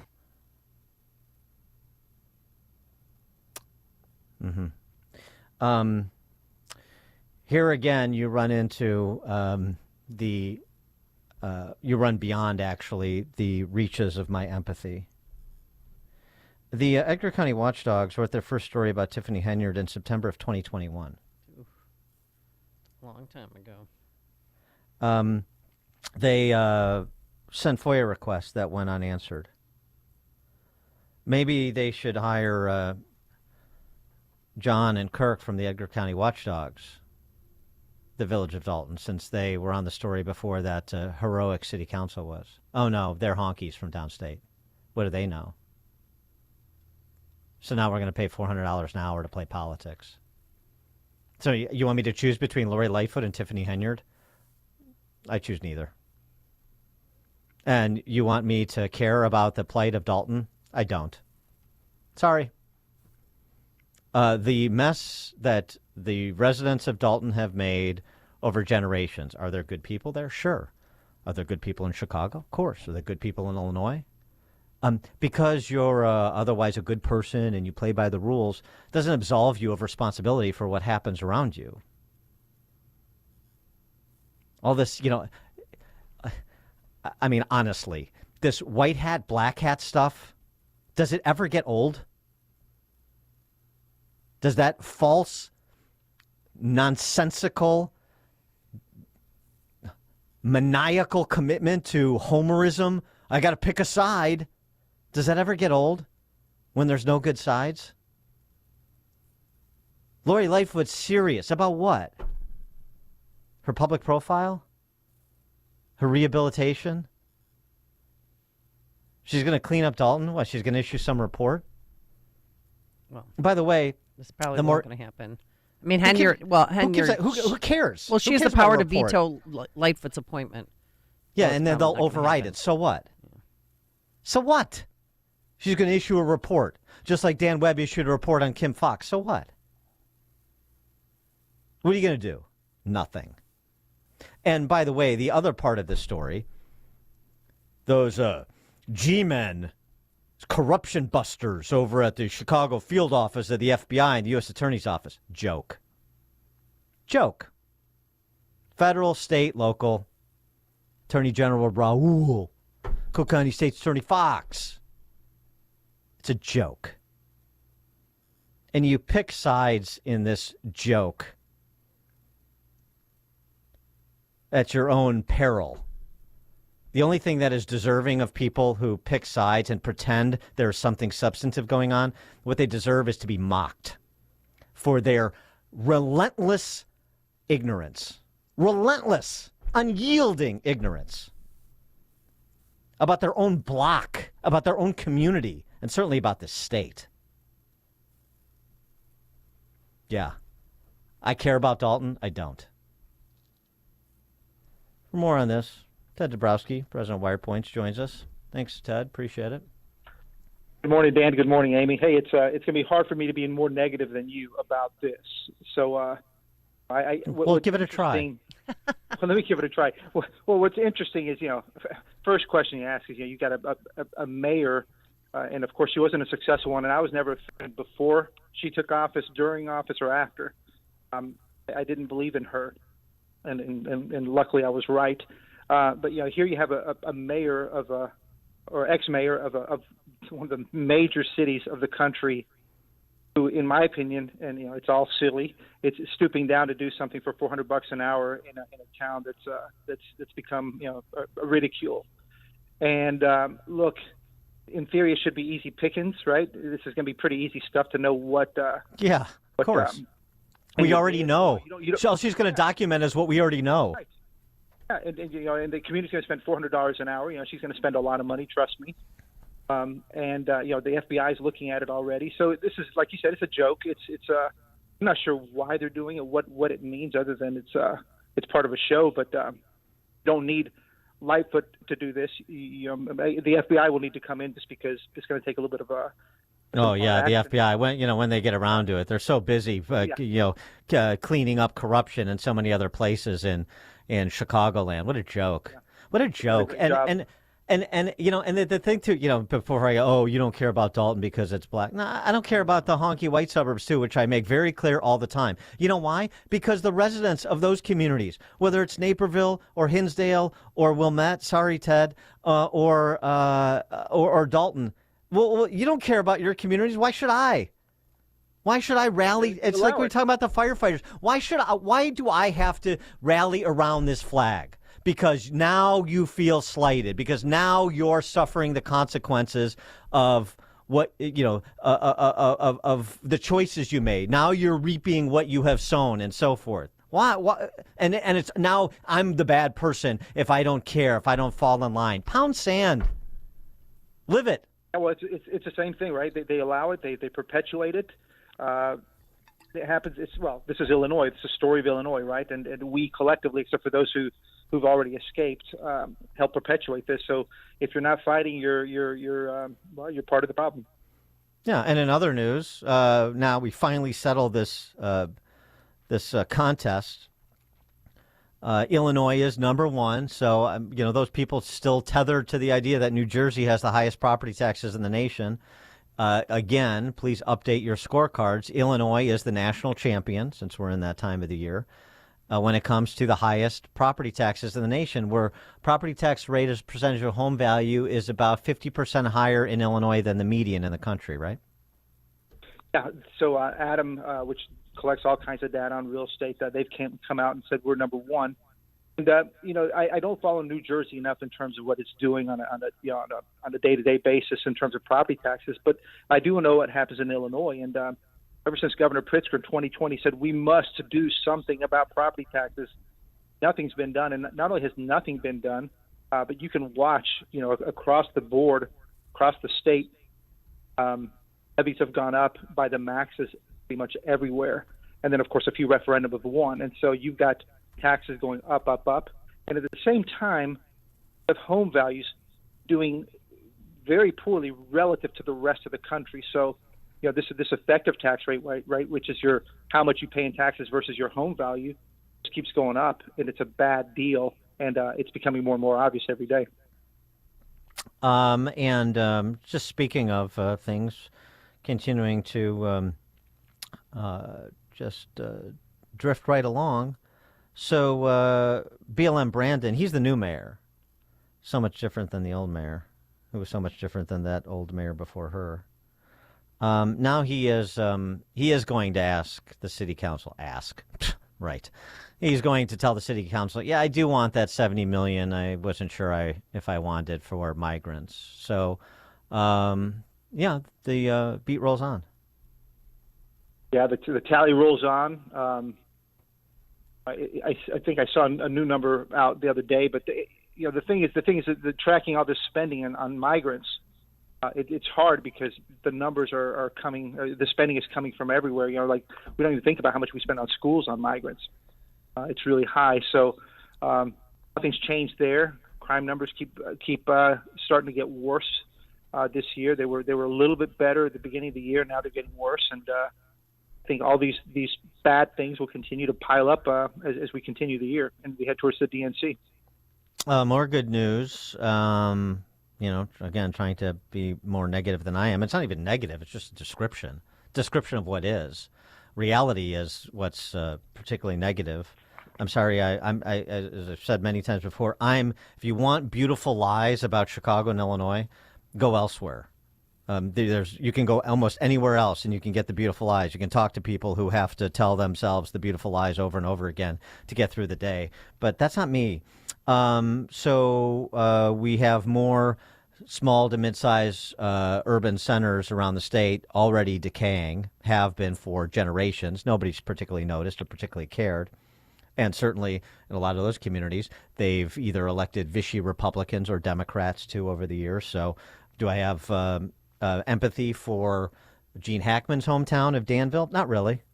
But we have more big-name companies closing their facilities in Illinois, don't we? Yeah, we do. There's Quaker Oats, 500 people leaving Danville, and that struck a chord in me when I saw that, because one of the first pieces we did at Wire Points back in late 2017, early 2018 was how Danville was just getting whacked.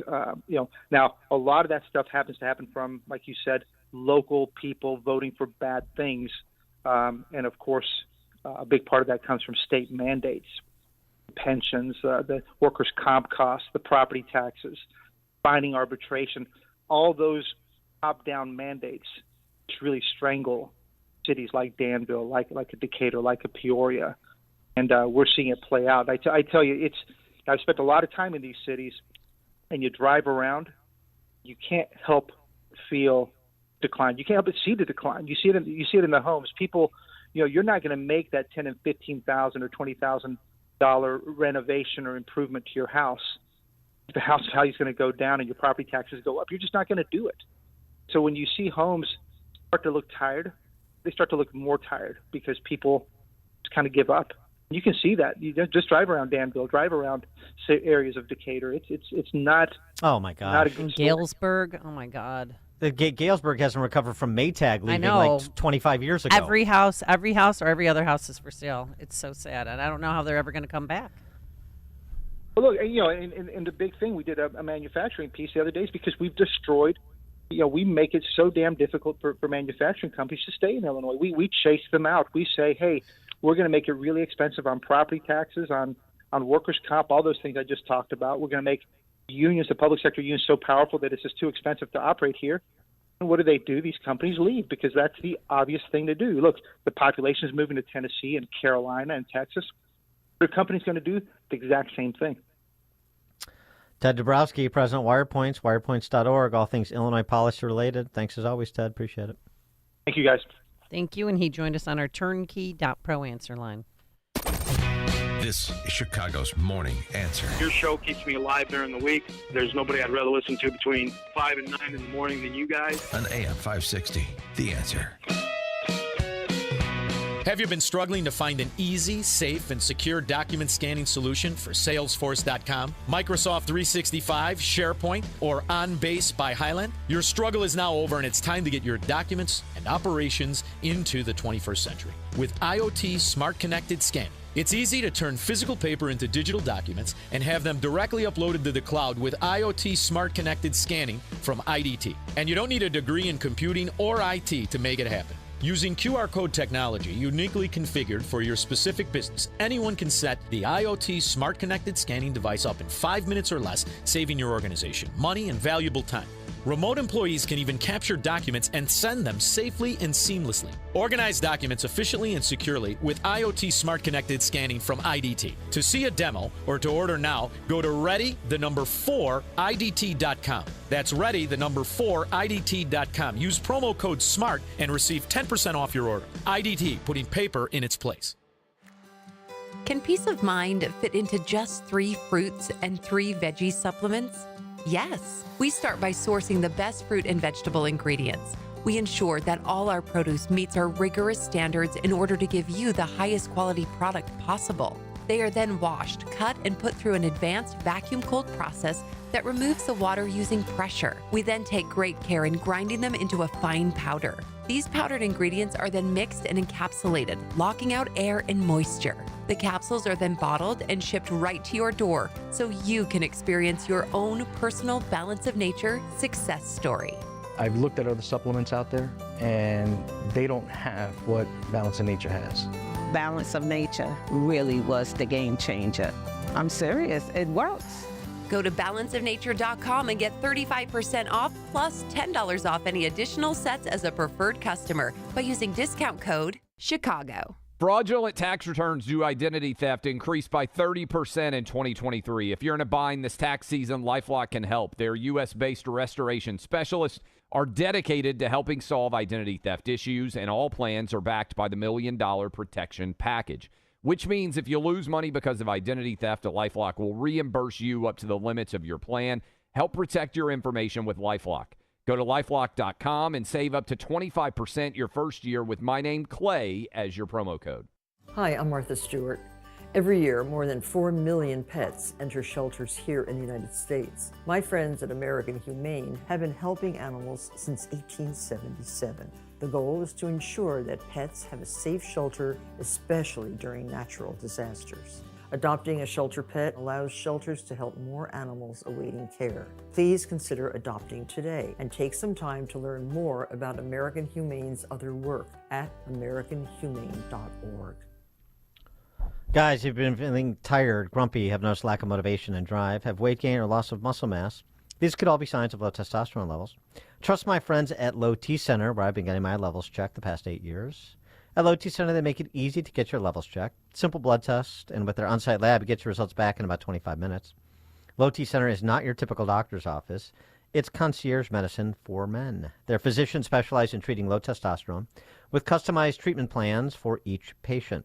Most health insurance is accepted for treatment, and they have affordable and convenient options for treatment, including physician-monitored self-inject treatments for established patients that ships directly to you each month, so there's no need to drive to the center for weekly visits.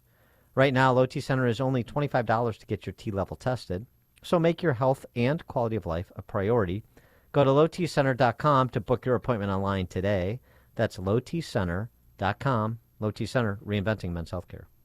Support our police and hire the police to personally protect you. You've watched the news. Rising crime has been affecting our everyday lives in Illinois more and more these days. Blue Star Security can protect you, your business, or your place of worship. Blue Star Security is the only security company in Chicago with over 900 off-duty police officers, all W-2 employees. I'm Jeffrey Salvetti, Vice President of Blue Star Security and a 15-year law enforcement veteran. The Blue Star team is made up of over 900 state-certified active and retired law enforcement professionals. We serve businesses and private organizations with supply chain and special event security, and also protect our loved ones at places of worship and schools all across the Chicagoland area. Blue Star Security's technology allows mobilization of off-duty officers quickly and efficiently. Our primary mission is to provide unparalleled protective services for each assignment with integrity while maintaining our commitment to community service in the Chicagoland area. Visit online to schedule a free security consultation at bluestarsecurityllc.com. That's bluestarsecurityllc.com. AM 560, The Answer. All right, coming up on Chicago's Morning Answer. We'll talk markets and rates with Jim Perry. That's at 8:08. And look who blocked Riley Gaines on Twitter. It's now 8 a.m., WIND, Chicago. They are paying for what their son did. I'm Dave Anthony, Fox News. Sentencing is this hour in Michigan for James and Jennifer Crumbly, the first parents held criminally responsible for a school shooting, convicted of involuntary manslaughter for not doing enough to treat their son's mental illness and providing the gun Ethan used to murder 4 classmates at Oxford High in 2021. Prosecutors are seeking a sentence of up to 15 years for each parent, and they say the Crumbleys have shown a, quote, chilling lack of remorse. The parents did stand trial separately, but they are expected to be sentenced together today. Mrs. Crumbly's attorney is asking for leniency. She's even offering to let her client live in her guest house instead of going to prison. Fox's Brooke Singman. Ethan Crumbly is behind bars for life. Breaking news out of Ohio, a settlement in last year's fiery and toxic train derailment that still has residents of East Palestine concerned about contamination. Norfolk Southern has agreed to pay $600 million to residents who are part of a class action lawsuit. An 18-year-old from Idaho busted facing terror charges. Court documents unsealed on Monday by the Department of Justice say Alexander Mercurio was 1 day away from a planned attack on churches in his hometown of Coeur d'Alene, Idaho, when he was arrested on Saturday. Mercurio is accused of telling an FBI source that he wanted to kill as many people as possible, pledging his allegiance to the leader of ISIS. Fox's Tanya J. Powers. A Trump setback in court before the former president's first criminal trial. A New York appeals court judge rejecting the Trump legal team's request for a change of venue and an emergency stay to postpone the trial set to kick off next Monday. The defense arguing the former president faces real potential prejudice as a defendant in Democratic-leaning Manhattan. Fox's Kristen Goodwin, the former president charged with falsifying records and hush money payments back in 2016 to keep quiet an alleged affair he denies. America's listening to Fox News.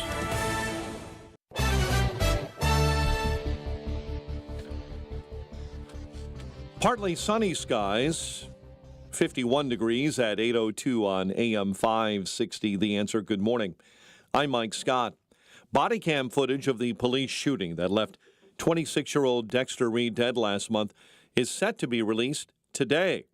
Last night at a community policing meeting, Superintendent Larry Snelling said he knows the rumors about the video, but residents, he says, need to wait for the video to get the whole story. See, what you're getting right now is people posting things in social media without all of the facts. What I'm not going to do is sit here and frame everybody's mind about what is going to be in that video when it comes out. And I know that you can make your own decisions when you look at that video. Reed's family is hoping the video will provide some new answers for them. Police are investigating after anti-Semitic flyers were found Monday morning in a section of Chicago's Lincoln Park. CPD says preliminary information shows about 75 clear bags containing a flyer and then an unknown substance were found on various vehicles and doorways. Neighborhood resident and State Rep Sarah Feigenholtz says residents have seen this before. It's hard to when this starts to seep into our neighborhoods. because of who we are and what we represent. According to 43rd Ward Alderman Timmy Knudsen, a resident notified his office of the flyers and believes the substance inside the bags may be rat poison. Guardians over the White Sox 4-0. Southsiders have dropped 5 straight. Padres rally from an 8-0 deficit and beat the Cubs in San Diego 9-8. The news, a service of the AM 560 store. T-shirts, hoodies, and more from your favorite AM 560 brands, including Proft University. 8:04 time for the AM 560 Business Beat, a service of Signature Bank. Visit signaturebank.bank for all your commercial banking needs. Now the latest from the Fox Business Network. I'm Elizabeth McDonald, and this is the Fox Business Report. Google is making more of its own chips that can handle artificial intelligence. The Wall Street Journal says the semiconductor called Axion will have Google competing with its longtime partners Intel and NVIDIA. Microsoft President Brad Smith says the company will reveal AI plans for Japan when Japan's Prime Minister Fumio Kishida visits the U.S. Smith says Microsoft plans to invest about $2.9 billion in Japan over the next 2 years to boost its artificial intelligence business there. Many Americans will be seeing a fatter tax refund this year. The IRS says refunds are nearly 5% higher on average than a year ago. The IRS raised the tax bracket thresholds and boosted the standard deduction. That's your Fox Business Report. I'm Jenny Cosola, invested in you. 8:05, a check of traffic and weather on the way next on AM 560. Dennis Prager explains the left's strategy. From the Wall Street Journal, the NIH, that's National Institutes of Health, sacrifices scientific rigor for DEI, diversity, equity, inclusion. Isn't the left always telling you follow the science? It's just a lie. Wherever there is controversy, they say what works, not what is true. They don't follow the science. The Dennis Prager Show. Weekdays at 11, right before Charlie Kirk at 1 on AM 560. The Answer. Fraudulent tax returns due to identity theft increased by 30% in 2023. If you're in a bind this tax season, LifeLock can help. Their U.S.-based restoration specialists are dedicated to helping solve identity theft issues, and all plans are backed by the $1 Million Protection Package, which means if you lose money because of identity theft, LifeLock will reimburse you up to the limits of your plan. Help protect your information with LifeLock. Go to LifeLock.com and save up to 25% your first year with my name, Clay, as your promo code.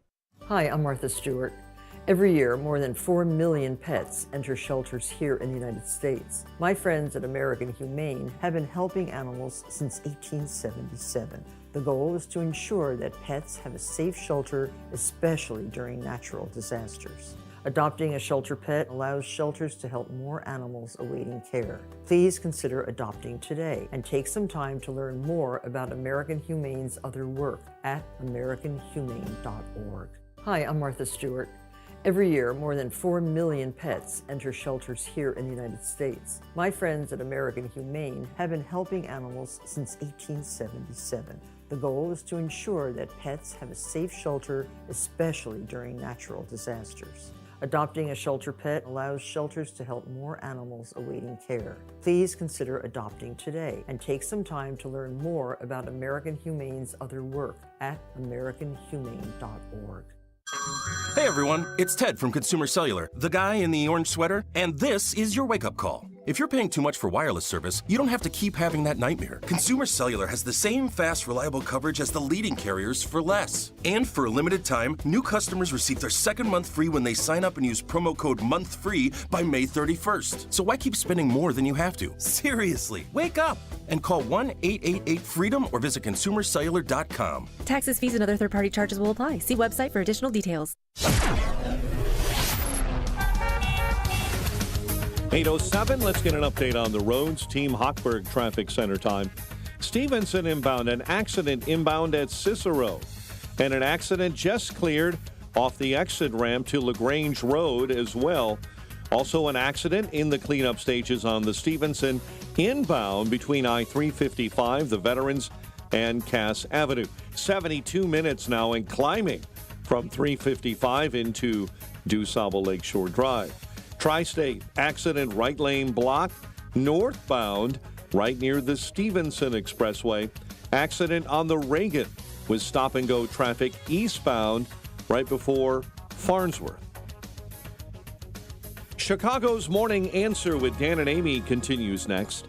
Your official Chicagoland weather forecast with Steve Williams. Some sun and clouds. Very nice day today. The high at 63. Partly cloudy tonight, low 44. Sunshine giving way to clouds tomorrow. The high 66. Windy and cooler. Periods of rain for Thursday. The high Thursday 53. I'm Steve Williams on AM 560. The Answer. 51 O'Hare, 52 Midway, 46 in Aurora, and 50 in Lansing. Your next news update is at 8:30. Chicago's Morning Answer continues next on AM 560, The Answer. Now, from the Signature Bank Studios, this is Chicago's Morning Answer with Dan Proft and Amy Jacobson on AM 560, The Answer.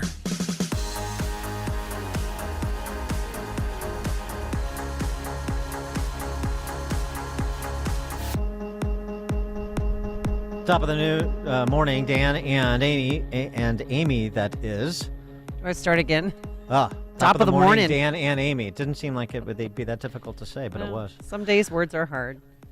So they're not using the term Bidenomics anymore, but they're still trotting out Captain Kangaroo to offer administration propaganda about the economy.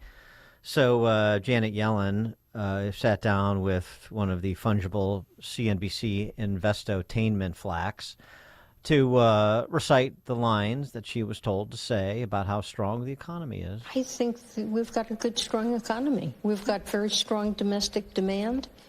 Consumers are holding up. Some low-income consumers are perhaps exhausting their buffers of saving that they built up during the pandemic.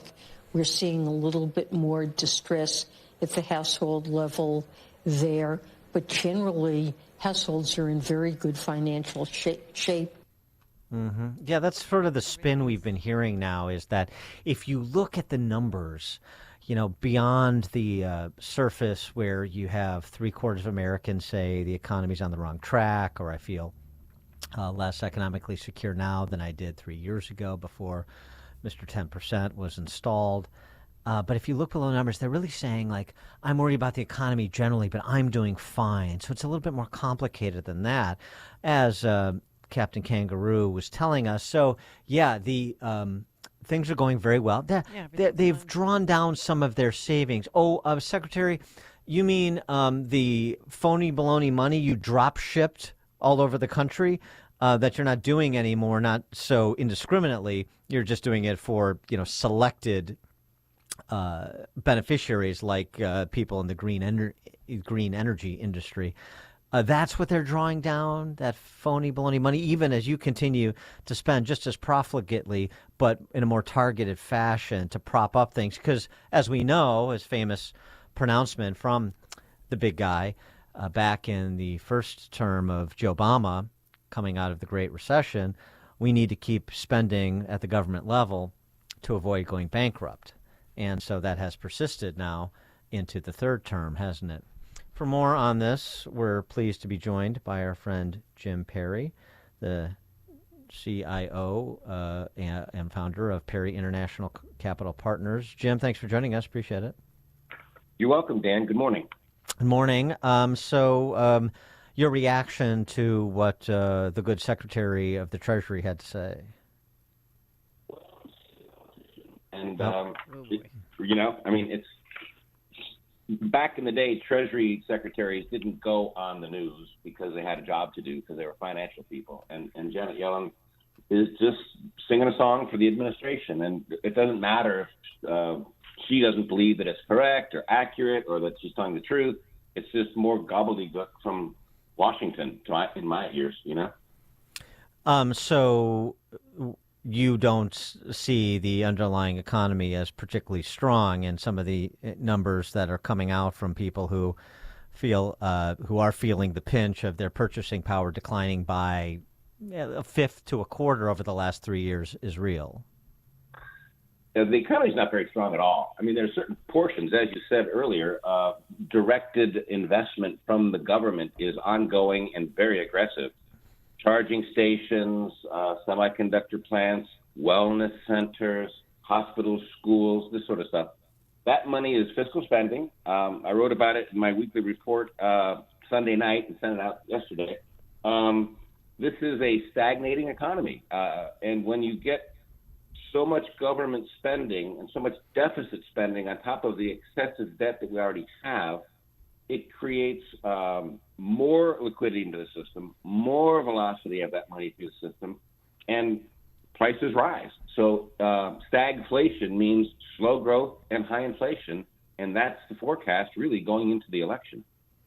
Well, that sounds like we need a little rate cut or 2 or 3 or 6 from Jay Powell. It's kind of crazy. I used to be a fan of Jay Powell's. No longer. I didn't like the pivot when he took so long to start hiking rates, and now I think he would really like to cut rates, and he can't because the inflationary numbers are not only higher than expected, they are rising.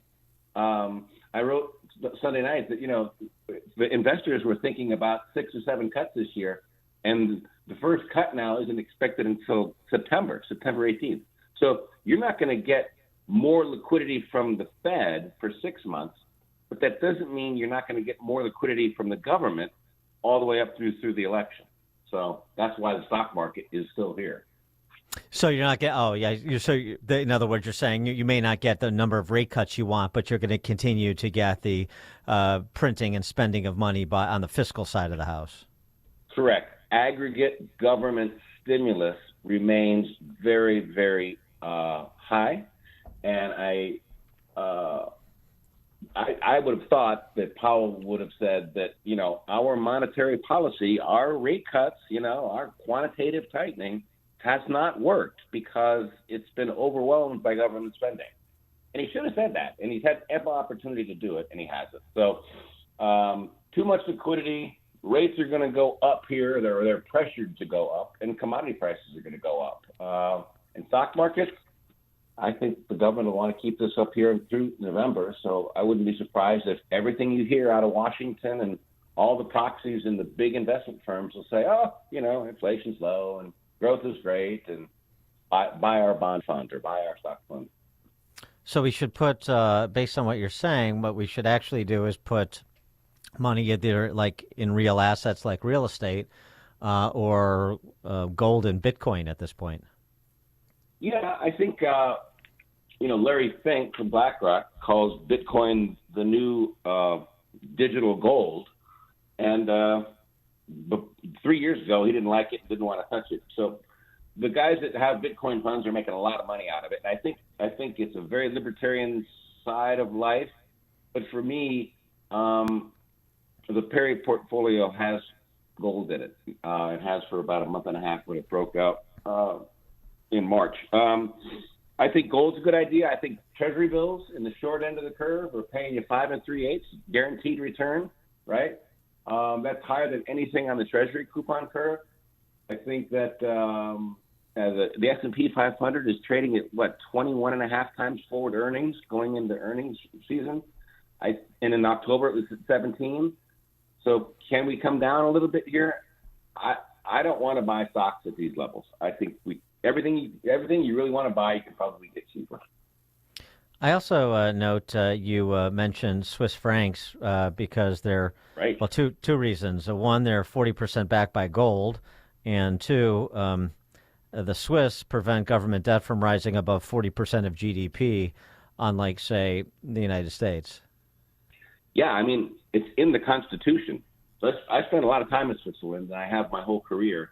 And what's great about the Swiss franc is, if you think about trade, right, the biggest component, a lot of Swiss guys say the dollar's going to go down. And I say, well, that's great. Against what, The euro's just as weak and just as indebted. The yen, another big trading partner, just as weak, just as indebted. China, another big trading partner, just as weak, just as indebted. So the question is, what is the dollar going to go down against, right? So what's great about the Swiss franc is it's a small currency, and you wouldn't necessarily use it for trade.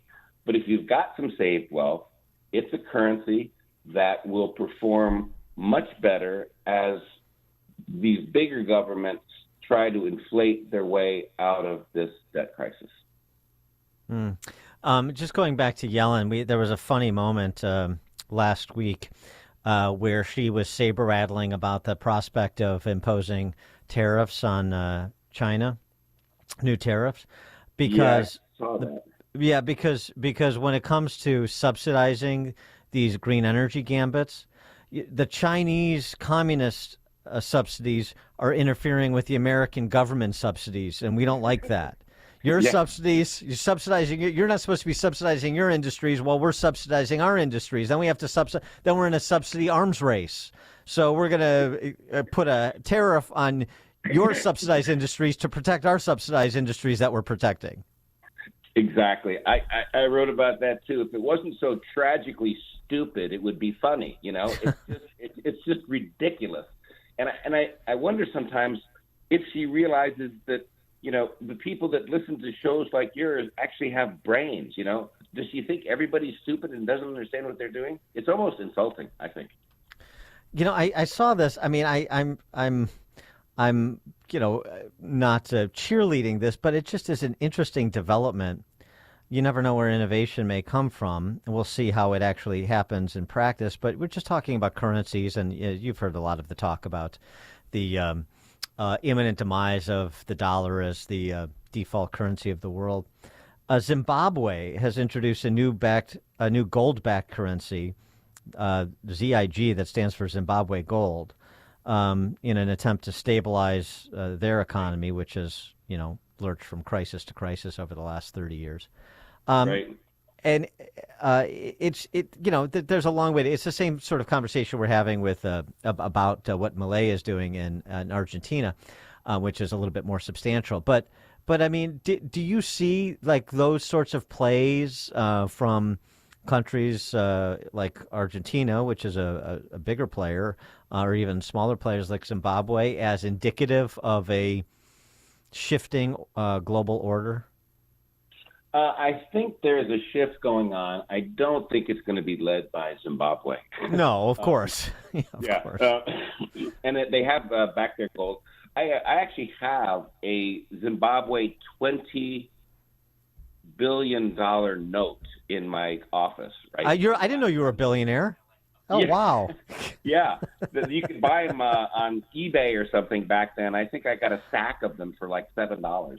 But I actually have a copy of a $20 billion Zimbabwe note. And their inflation has been rising for 30 years, as it has all over the emerging world. And they want to back their currency by gold. The trouble is they don't have any gold. They've only got $1.5 billion worth of gold.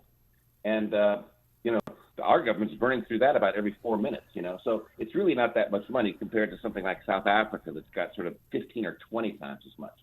What I do think, if you look at some of these studies from the BIS and the UN and the World Bank, they would like to see a big basket of currencies from Zimbabwe to Peru to Angola, all kinds of Zimbabwe. They would like to see these currencies get stronger against the dollar. So there's probably going to be some kind of emerging market revaluation against the yen, the Chinese yuan, the euro, and the dollar. But that's 5 years from now, I think. But I'm worried about these big currencies. So your point is well taken. Governments are debasing their currencies, and the emerging market countries are just getting killed, right? They're just getting killed. I can't wait till we have a $20 billion note in this country. And, of course, that should be Biden's face on that note. I think you would agree. Right? The way we're all billionaires now. The way it's going, it's going to happen sooner in a few minutes. I don't know what it's going to be, but the trend is, CPI is probably around 3%, and it's not going to 2 anytime soon. It's going to 4, and it'll be at 4 by the election, and the bond market's not going to like it, and people just have to hunker down and try to save money and be careful what you spend because you're going to need your bucks. Jim Perry, founder, CIO, Perry International Capital Partners. James, thanks as always. Appreciate it.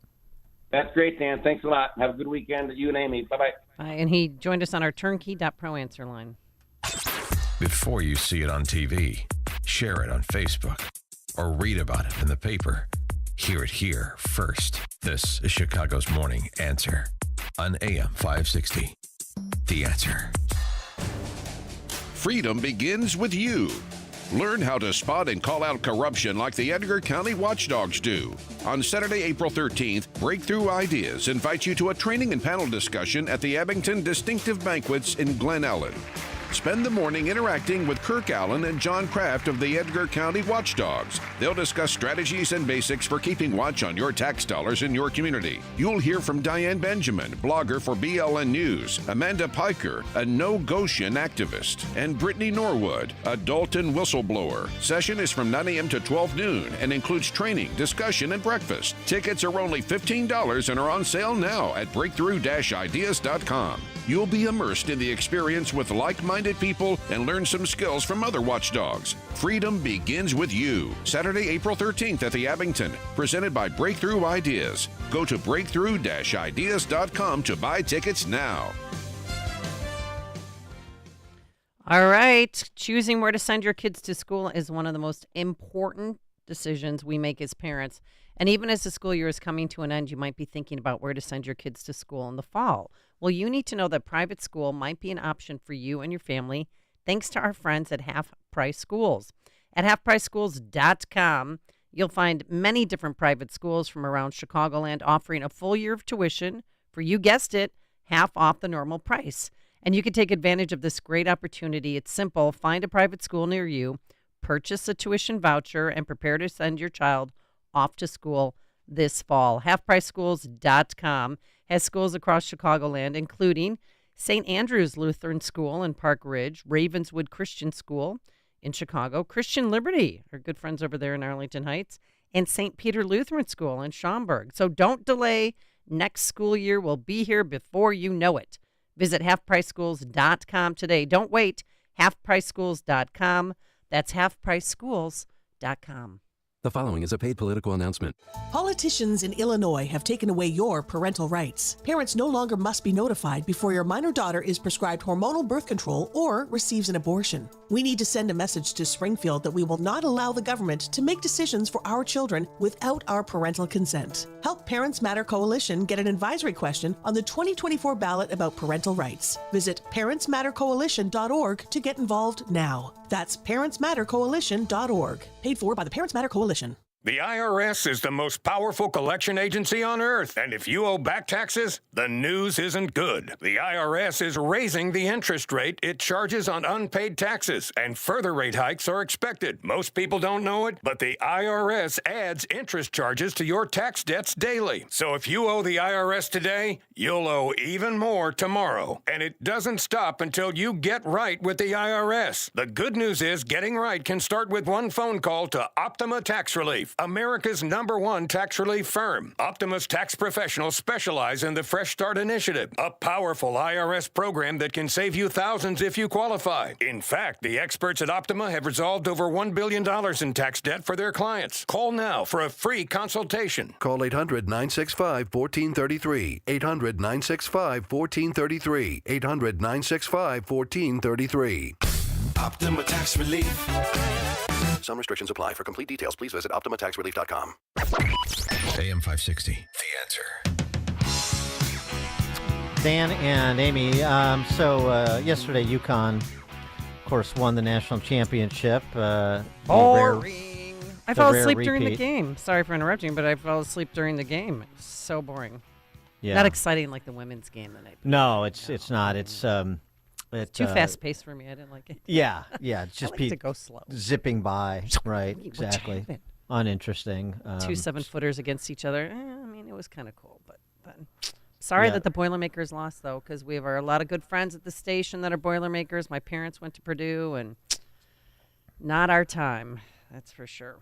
But you won money, huh? How much money did you win, big guy? Well, I mean, yeah, I did well in the tournament. I only had one bad day in the tournament. Of course, it was right after I started making on a open mic Friday when I started making predictions for those Friday night games. That was my one bad day. But anyway, yeah, it was good. I mean, UConn, I never felt that Purdue was going to make a real threat. The backcourt advantage that UConn had was just too prohibitive. Anyway, Danny Hurley, who getting into the scuttlebutt about the coaching ranks in the semi-pro league that we call college basketball, he may be wooed by Kentucky to backfill John Calipari, who's going to go to Arkansas. It's going to be very interesting to see if Hurley stays and tries to make it a three-peat. Anyway, Hurley from the... I said he's on the God Squad. Hurley is. I love it. Yeah, he in the Final Four press conference, so this was before the Final Four games, not before the championship game, but he talked about how his faith informs what he does, and it's interesting because a lot of athletes talk about this. There's a whole magazine called Sports Spectrum dedicated to it, which I highly recommend. But it's nice to hear people that are unafraid to talk about God's role in their life, their faith life. For me, when I get back in the locker room after, a great victory, I find just a couple minutes to pray, to pray to God and to be grateful and thankful for giving me and the team the strength. And then when you're going through the struggles too, it's your faith in God that gets you through the tough times. So whether it's good times or bad times, your faith in Jesus Christ is what's going to be your rock. Yeah. And he may also want to visit the confessional to talk about his potty mouth with a priest, because if you see Danny Hurley on the sidelines, and there was a lot of him yesterday, he is often half out of his mind, and he is not afraid to use a profane word or two. I know it's hard to control yourself when you're coaching sometimes. Also, I wanted to get this in. Riley Gaines, guess who blocked her? Dawn Staley. Because Riley Gaines tweeted out, major props to South Carolina and that team. Going 38-0 is virtually unheard of. But I can't help but be bummed for those girls knowing that @Dawn Staley would trade one of you for a mediocre boy with an identity crisis. Yeah, and she good got for Riley blocked. Gaines. Good for Riley Gaines. Keep at it, Riley. All right. All right, coming up on Chicago's Morning Answer. At 8:38, we'll talk POTUS politics and what Bill Gates wants to do with cows with Ed Morrissey from HotAir.com. That's 8:38. But now let's head into the newsroom. Here is Mike Scott. Former President Trump will not get a change for a venue for his upcoming hush money trial. An appeals court did not agree with his lawyer's argument that he cannot get a fair trial with a jury in New York. Follows a Monday ruling. The trial is now currently set for April 15. The Biden administration is proposing a new plan to slash student debt for more than 30 million borrowers. But Republicans say taxpayers who did not go to college or already paid back their loans should not have to bail out the 13% of Americans with federal student debt. The plan announced Monday would affect those with runaway interest, borrowers who've been paying on loans for 20 years or more. Body cam footage of the police shooting that left 26-year-old Dexter Reed dead last month is set to be released today. Last night at a community policing meeting, Superintendent Larry Snelling said he knows all the rumors, but residents need to wait for the video to get the whole story. See, what you're getting right now is people posting things in social media without all of the facts. What I'm not going to do is sit here and frame everybody's mind about what is going to be in that video when it comes out. And I know that you can make your own decisions when you look at that video. Chicago police officers from the 11th District Tactical Unit stopped Reed in the 3800 block of West Ferdinand Street the evening of March 21st. Reed was in court just 2 weeks before on a major gun charge. Reed's family is hoping the video will provide them with some answers. Chicago's former mayor is now part of the team investigating Dalton Mayor Tiffany Henyard. One-time federal prosecutor Lori Lightfoot is now a paid special investigator. The residents of Dalton deserve nothing less than a government that is fully accountable, responsive, transparent, and effective stewards of your precious tax dollars. She's been hired to look into the alleged multi-million-dollar deficit and misconduct and payment fraud in Mayor Tiffany Henyard's office. President Joe Biden visiting Chicago yesterday, trying to fill up his campaign coffers. Monday, Biden touched down briefly for a high-dollar fundraiser in the city.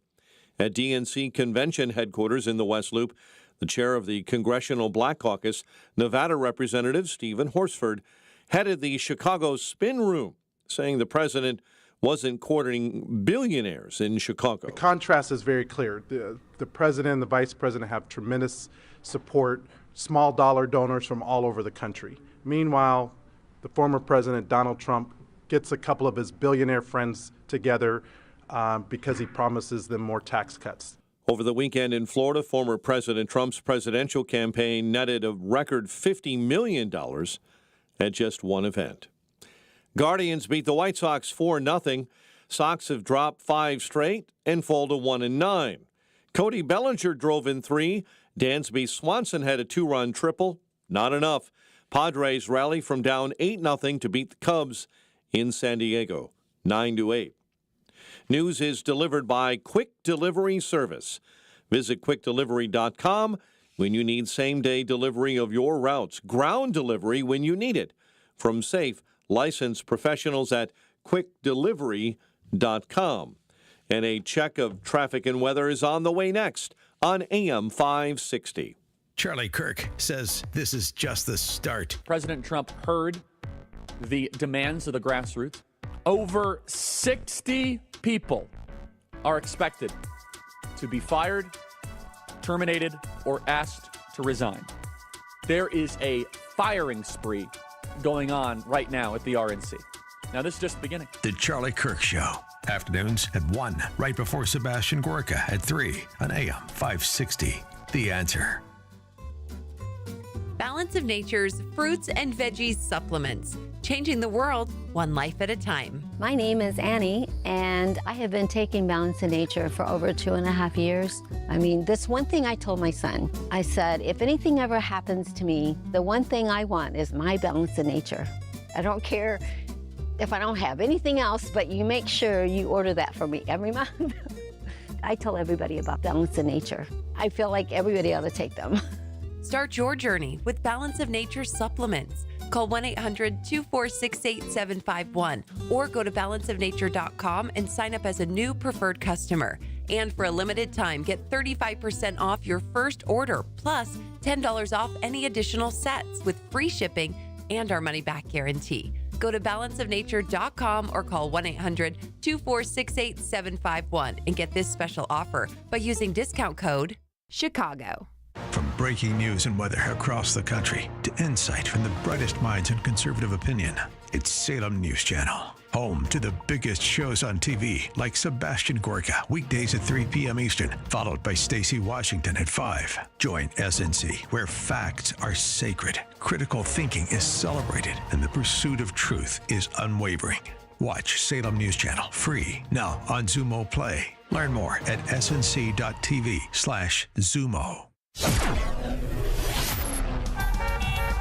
8:37, let's get an update on the roads. Team Hochberg Traffic Center time is a service of Discover. When you call about your credit card, you speak with a real person with 24/7 live U.S.-based customer service from Discover. Everyone can talk to a real Discover person anytime, day or night. Limitations apply. See terms at discover.com/creditcard. Inbound Kennedy. Right now, it is 90 minutes O'Hare into the Burns Circle interchange. Solid all the way in. Kennedy outbound right now jammed between Pulaski and the Edens Junction.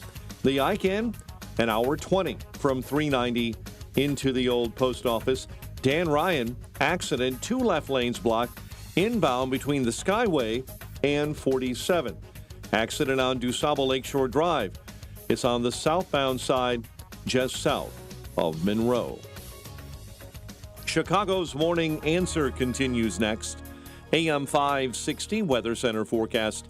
Pleasant day ahead. Clouds and a bit of sunshine and a high of 63. Partly cloudy and 44 overnight.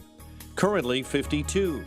Your next news update is at 9, and Chicago's Morning Answer continues next on AM 560, The Answer. Now, from the Signature Bank Studios, this is Chicago's Morning Answer with Dan Proft and Amy Jacobson.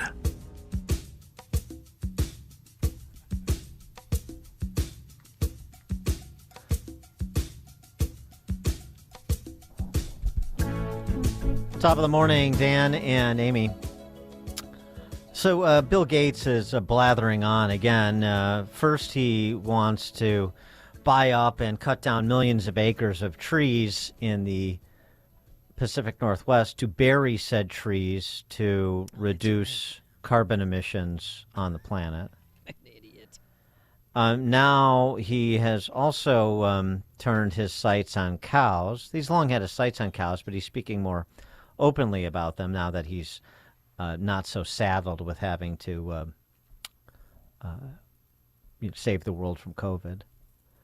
This recent discussion he had at a Bloomberg symposium on cows, Bill Gates had this to say. The thing is that cows and other grass-eating species have a digestion system that emits methane.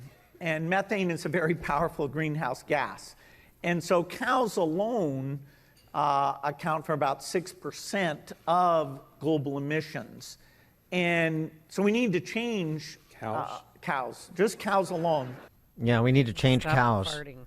Okay. We also need to change Jelly Belly Pritzker, Chris Christie. They account, but between the two of them, they account for another 6% of global emissions.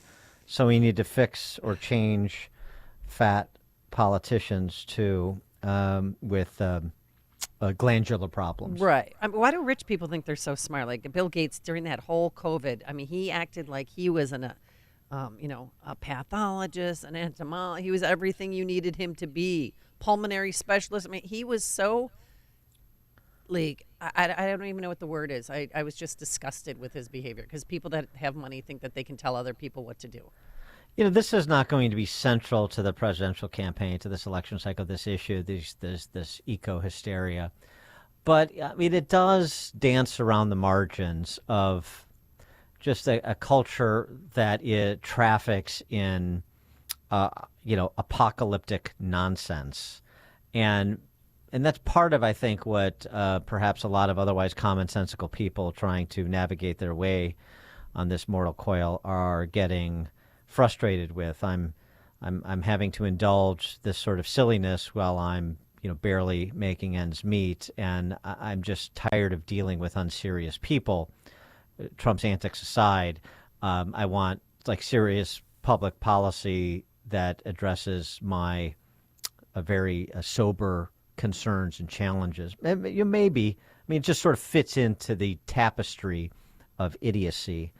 At least I hope so. Ed Morrissey is a senior writer for Hot Air, hotair.com. He joins us now. Ed, thanks for joining us. Appreciate it. Hey, Ed, are you there, Ed?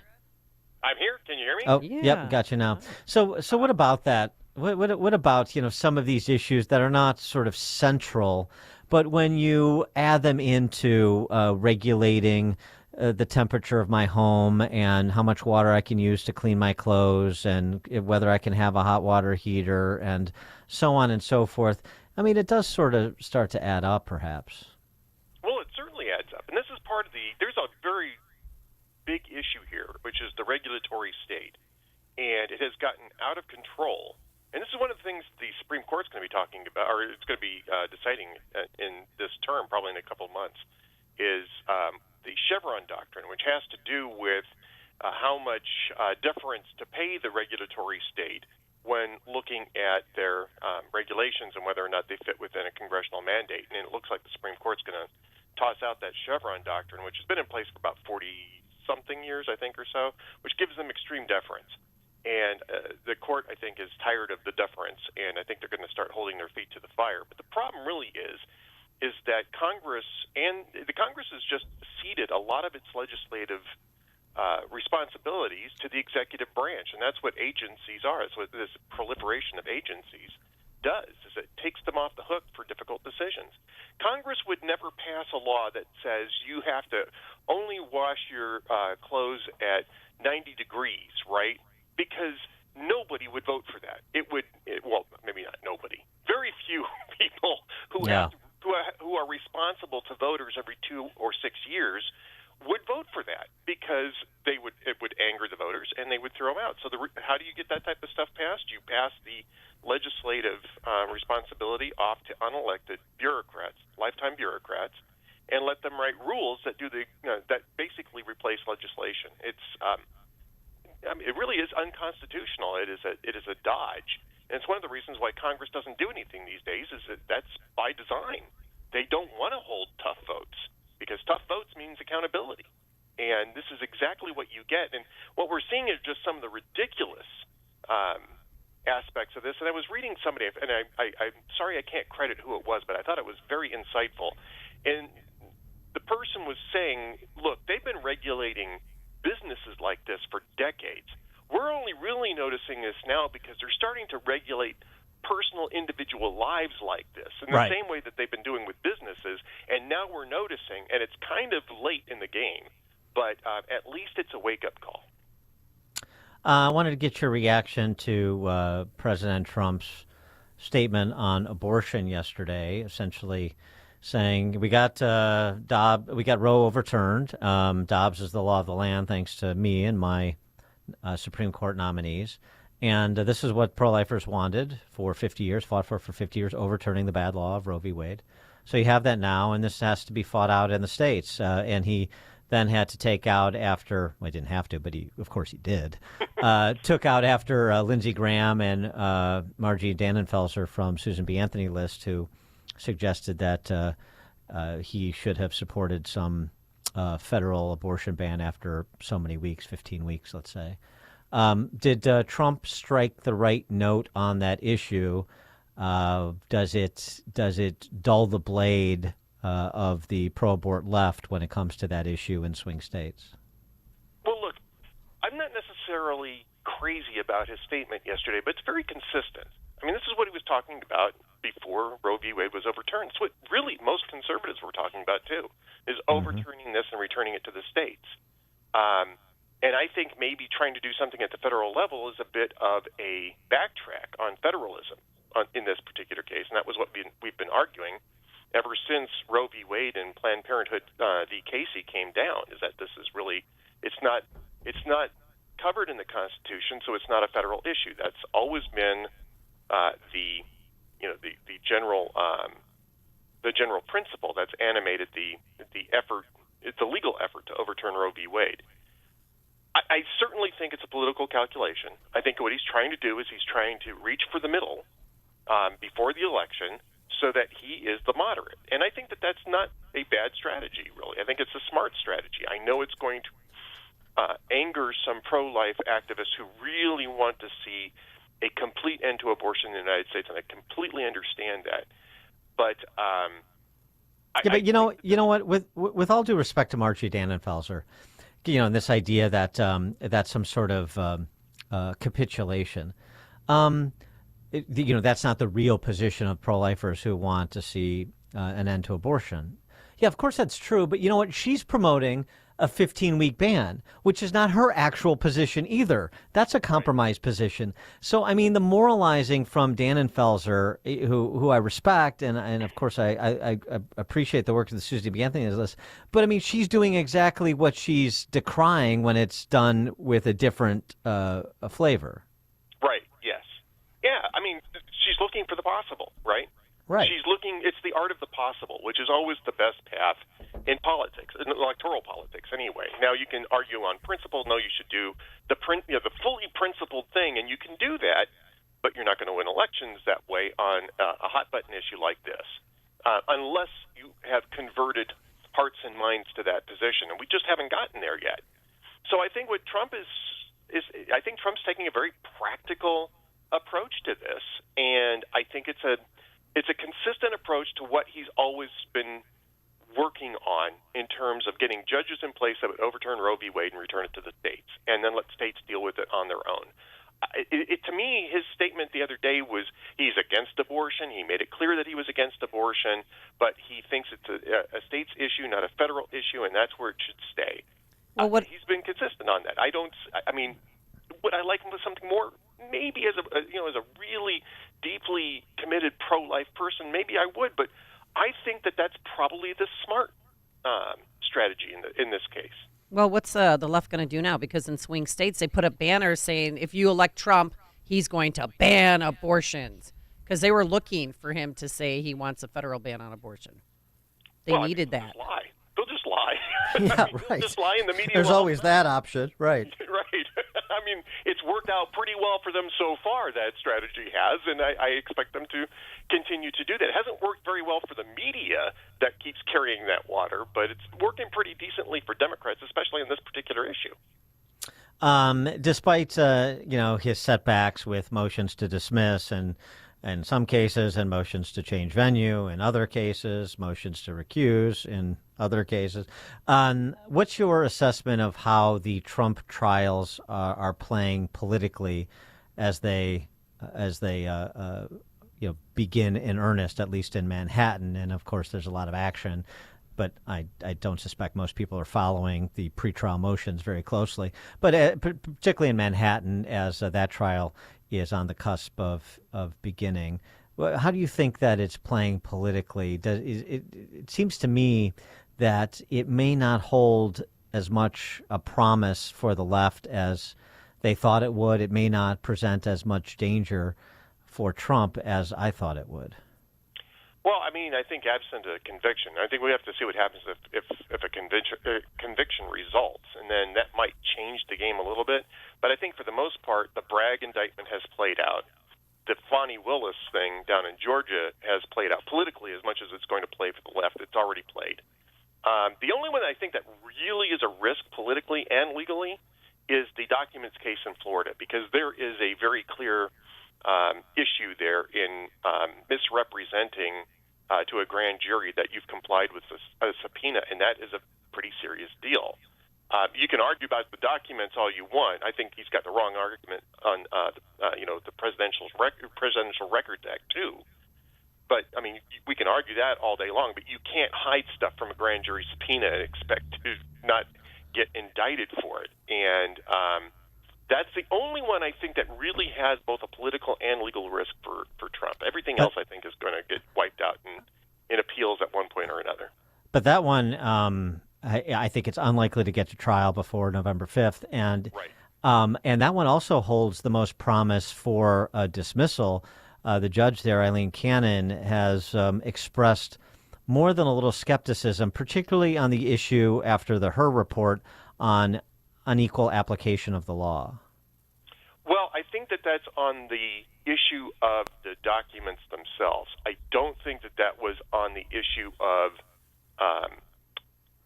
it wasn't suborning perjury, obstruction of grand jury. No. I understand, but if you, I understand that, but if you dismiss the underlying claim, then it's hard to hold out for the subsequent process violation, alleged process violation, if the underlying thrust of the case has been dismissed.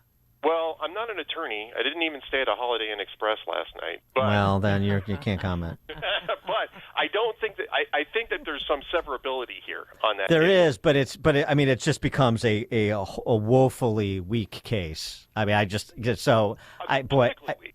weak. But I'm not sure about legally weak. I think it's pretty legally weak too. And I am an attorney. Well, I have a law degree.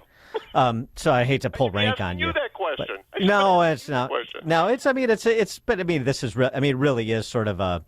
At this point, especially given the state of our justice system, these are really political questions more than legal questions, because that's how these things are being processed, unfortunately.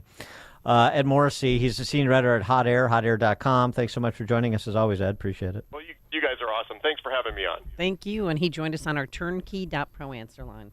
Connect with Dan and Amy on the AM 560 The Answer mobile app. Just text the word app to 64636 to download the app today. At Signature Bank, Going the distance for business banking customers is what we do every day. We understand that business owners have a strategic mission, a drive to succeed, a plan for growth, and don't have time to wait for a bank to respond. With Signature Bank, you not only have a banking partner that has roots right here in Chicago, but our decisions are made locally too. Signature Bank knows that when you have a question or problem about your business, you want answers. You need someone who will pick up the phone or respond to your text. You need someone who is always there for you. That's Signature Bank. We are a team that wants to get to know you and your business. Want to be Signature Bank's next success story? Give us a call today at 773-467-5630 or visit us online at signaturebank.bank. Member FDIC Equal Housing Lender. All right, have you heard about it? Regenerative medicine. Well, it's available at QC Kinetics. QC is the nation's leader in the most exciting revolution in pain management we've seen in decades. Regenerative medicine, if you're tired of those achy joints, if your joint pain is keeping you from doing what you love, you need to call QC Kinetics today. Surgery, steroids, drugs, cortisone shots, yuck, they're no longer your best options. Regenerative medicine at QC Kinetics is transforming lives with innovative treatments that deliver lasting results. Folks, we're talking about natural biologics, using your own body's own power to repair and restore damaged tissue. QC Kinetics is under the leadership of National Medical Director Dr. Mitchell Shinecup. Dr. Shinecup is a pioneer in this field with 20 years of clinical work, research, teaching, and publishing, and he wants to get you the relief you need so you can enjoy your spring, you can enjoy your summer without any downtime. So get back to doing what you love, playing golf, walking up the stairs, playing pickleball, playing with your grandchildren, your children. QC Kinetics, call them now for a free consultation. Appointments now available on Saturdays. Call 312-809-5955. That's 312-809-5955. 312-809-5955. I'm Dr. Michael Strasberg. I'm a dentist. I've been practicing for 44 years. In my practice, we talk to patients about their health, their nutrition. People think of the mouth as something separate from the rest of your body, but the healthier you are, the healthier your mouth is. You know, when you're younger, your mother would say, eat your fruits and vegetables. But as you get older, that sometimes gets shoved to the side. And Balance of Nature has been one of the best supplements to fill the void in the fruit and vegetable area. When I did this, I felt a noticeable difference. I felt better. Anytime you can feel better, I don't care what age you're at, you know, that's a big plus. I don't stuff anything down, anybody's mouth, but hey, this has worked for me. Why not try Balance of Nature? Simple, easy, take it, and it's going to help. Go to balanceofnature.com and get 35% off plus $10 off any additional sets as a preferred customer by using discount code Chicago. AM 560, The Answer. Dan and Amy, so President Trump, you saw him pictured observing the solar eclipse yesterday. Yes. But a lot of people didn't catch what he had to say about yesterday's festivities. We have it here. Here it is. Sloppy Chris Christie is back. He is hungry, and he is causing a complete and total solar eclipse. He's back, and he's crossing in front of the sun. Usually the moon causes eclipses, but today an entire planet is crossing in front of the sun, known as Sloppy Chris Christie. I call him a gas giant. He's a gas giant.